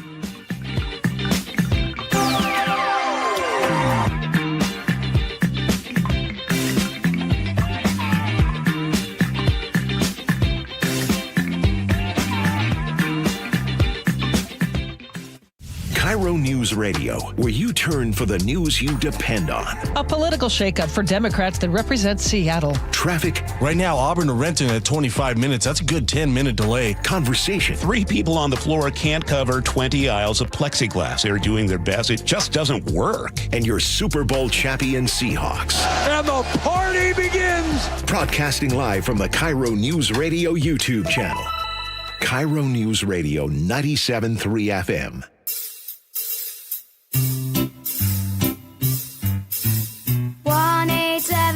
Cards for Kids. KARS Cards for Kids. 1-877 Cards for Kids. Donate your card today. 1-877 Cars for Kids. KARS Cars for Kids. 1-877 Cars for Kids. Donate your car today. Ready to get rid of that old car? Donate it to Cars for Kids. Call 877 Cars for Kids to speak to a friendly live agent. Donation is super easy, and your car can be picked up as soon as tomorrow. Go to carsforkids.org now or call 877 Cars for Kids to donate your car today. 1-877 Cars for Kids. KARS Cars for Kids. 1-877 Cars for Kids. Did you know you can donate real estate too? Go to carsforkids.org. That's cars with a K. Jonathan here from DUI Heroes. Summer's a time to celebrate, but also a time when DUI arrests go up. Please be safe out there and don't make the mistake of drinking and driving. But if you do make that mistake, DUI Heroes is here for you to help get your life back together. We defend you, the person, the human, during the traumatizing and stressful time of going through this. That's why we call ourselves DUI Heroes. Because when the odds are stacked against you, you need a hero on your side. So get your free case evaluation at 1-800-DUI-HERO or DUIHeroes.com. When you walked through your kitchen this morning, what'd you see? Did it make you happy? Hi, I'm Chad Cicchini, owner of Heritage Homecraft. Well, I want to make you happy. We'll custom build you all new cabinet doors and drawer fronts, and using our exclusive 1/4-inch solid wood refacing process, transform your existing cabinets into a beautiful new kitchen. Add a custom quartz countertop, change things up a bit, add some more cabinets, install some cool new features like soft close drawers and sliding shelves, whatever you like. We'll help you to create the new kitchen you'll be proud of. All in about a week, and all with way less mess, hassle, time, and expense than a tear out.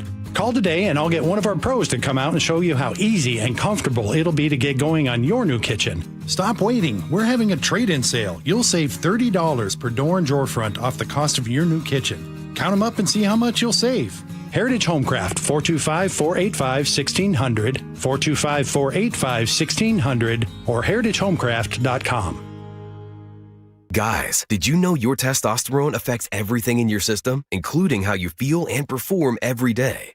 Right now, Revive Men's Health Seattle will check your testosterone for free. Knowing your T levels is the first step in understanding if you have low T. Your testosterone level impacts your energy, libido, sleep, weight, hair loss, mood, and even ED. Maintaining an appropriate T level can change your whole life. Most men start to see changes in their hormone levels in their 30s. Experience and results matter. So what are you waiting for? Get your T levels checked today by local, experienced, and trusted men's health experts. They've helped thousands of men since 2011. They're so confident they can help you, they even guarantee it. Call Revive today and schedule your free testosterone test, free exam, and free consultation. Call Revive Men's Health at 206-529-1111. That's 206-529-1111. Or visit ReviveMen'sHealth.com. Tired of hearing scary radio ads about the IRS? Tax Relief Advocates is different. TRA is here to tell you that if you owe money to the IRS, whether it's $5,000 or $500,000, we have a solution. TRA can eliminate or reduce what you owe to the IRS with zero risk to you. We have over 1,000 5-star reviews on Google and an A+ with a BBB. End your tax nightmare today by visiting TRA.com or call 800-583-6681. That's 800-583-6681. Get in the zone, AutoZone. The sounds of summer. They're great until they're not. Luckily, AutoZone has free battery testing and charging. Let me check that for you. To help make a rough moment smooth. Don't miss the Celebrate Free event at AutoZone. Free products with select deals until July 27th. And free services every day. Restrictions apply. Get in the zone, AutoZone. Staples Easy Deal Days are here. Score up to 50% off more than 1,000 products in-store and online. It all ends July 4th. Staples. That was easy. For over 50 years, Bucky's Complete Auto Repair has been the one locals trust for fast, friendly service with guaranteed repairs. With 16 family-owned locations and a Carfax preferred badge, Bucky's makes it easy with same-day service and available financing. Visit Bucky's.com. Looking for a simple solution to hair loss this summer? Get the same breakthrough one-day treatment I received at Advanced Hair during their once yearly summer savings event. Your own natural hair begins to regrow the very next day, and Advanced Hair guarantees it will grow. Take advantage of your flexible summer calendar and get the most hair for your dollar during their best offer of the year. For details and a free consultation, call 425-449-8185, advancedhair.com.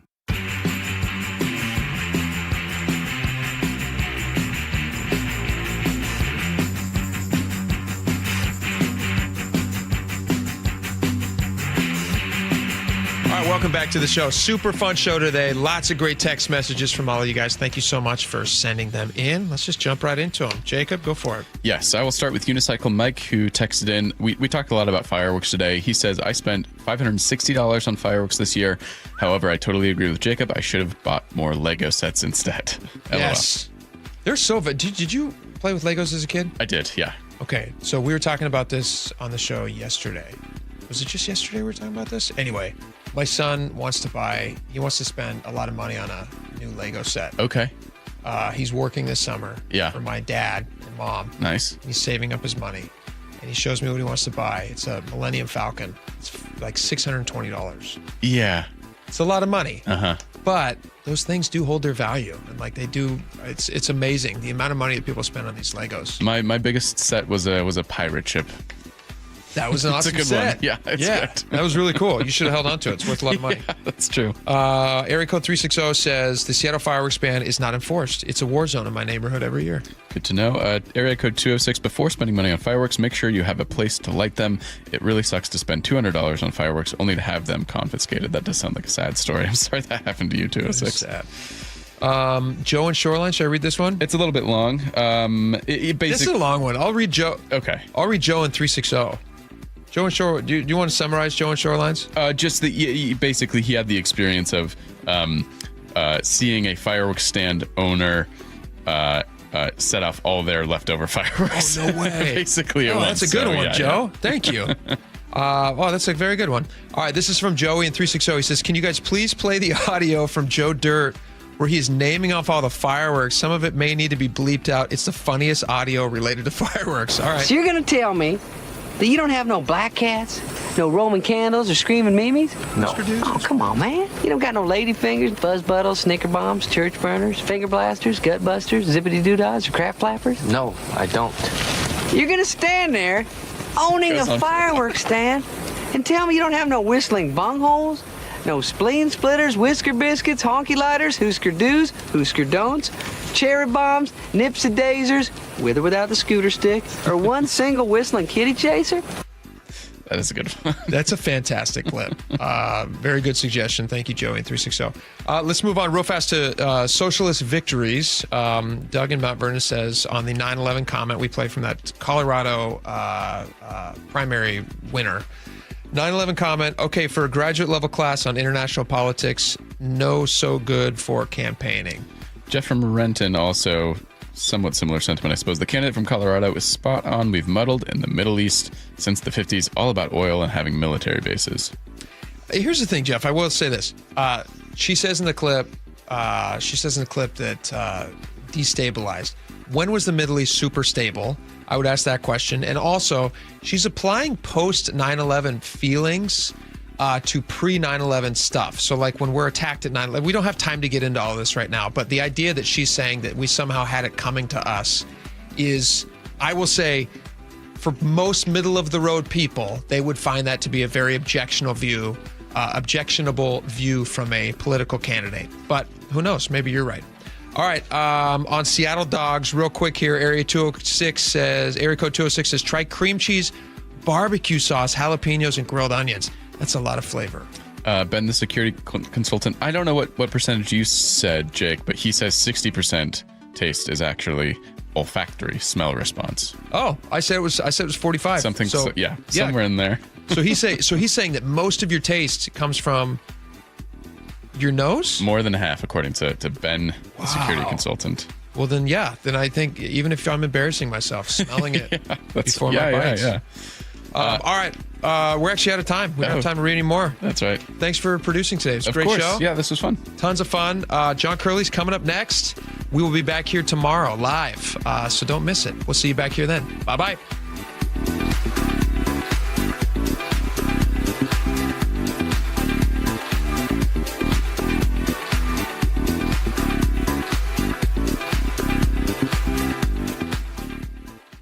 KIRO News Radio, where you hear the John Curley Show, afternoons 2 to 7. You have a whole bunch of people getting on, not paying. Imagine this on a bus. You get on the bus, you got your little stupid card that you paid for, and you swipe it, and then the seat folds down and you can sit down. There's no standing. So if you get on and you don't have a little card, whoop, there's no place for you to sit.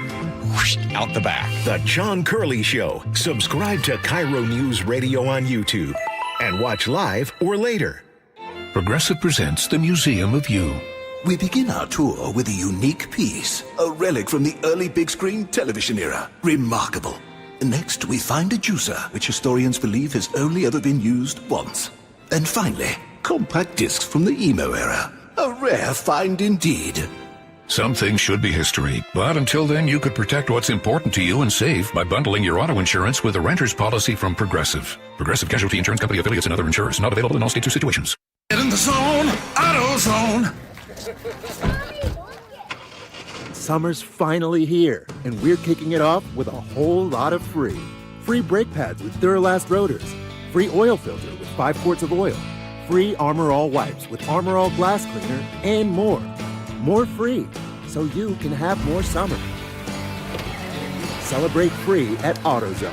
Now through July 27th. Restrictions apply. Get in the zone, AutoZone. What if the retirement plan you think you have isn't enough? Marshall and Ellen thought they were prepared. We certainly thought we had all documents. We'd done the wills and the power of attorney and all that stuff. Then they attended a seminar with elder law attorney Rajiv Nagaich at LifePoint Law. The bigger parts of how that all plays out was definitely helpful. LifePoint Law showed them what they were missing. There were things we never thought of that made total sense once they were brought up. To have things planned so that your family isn't left with a mess or having to deal with things that they don't know anything about. So what's their advice? People wait too long. Get started, figure out what you want to do. Don't wait too long. Make those decisions and look at all your options. Register for a free LifePoint Law retirement planning seminar in Federal Way on July 7th, Bremerton July 9th, Everett July 11th, or Bellevue July 18th. Space is limited. Sign up at lifepointlaw.com. lifepointlaw.com. KIRO News Radio. Get on the YouTube channel. We're live all day on YouTube. Every show, every day. Hang out with us. The whole gang's there. And you never know what you might see. Back up the camera. Oh, my God. Just search KIRO News Radio, then subscribe. On BritBox, there is a place where stories twist like cobblestone roads.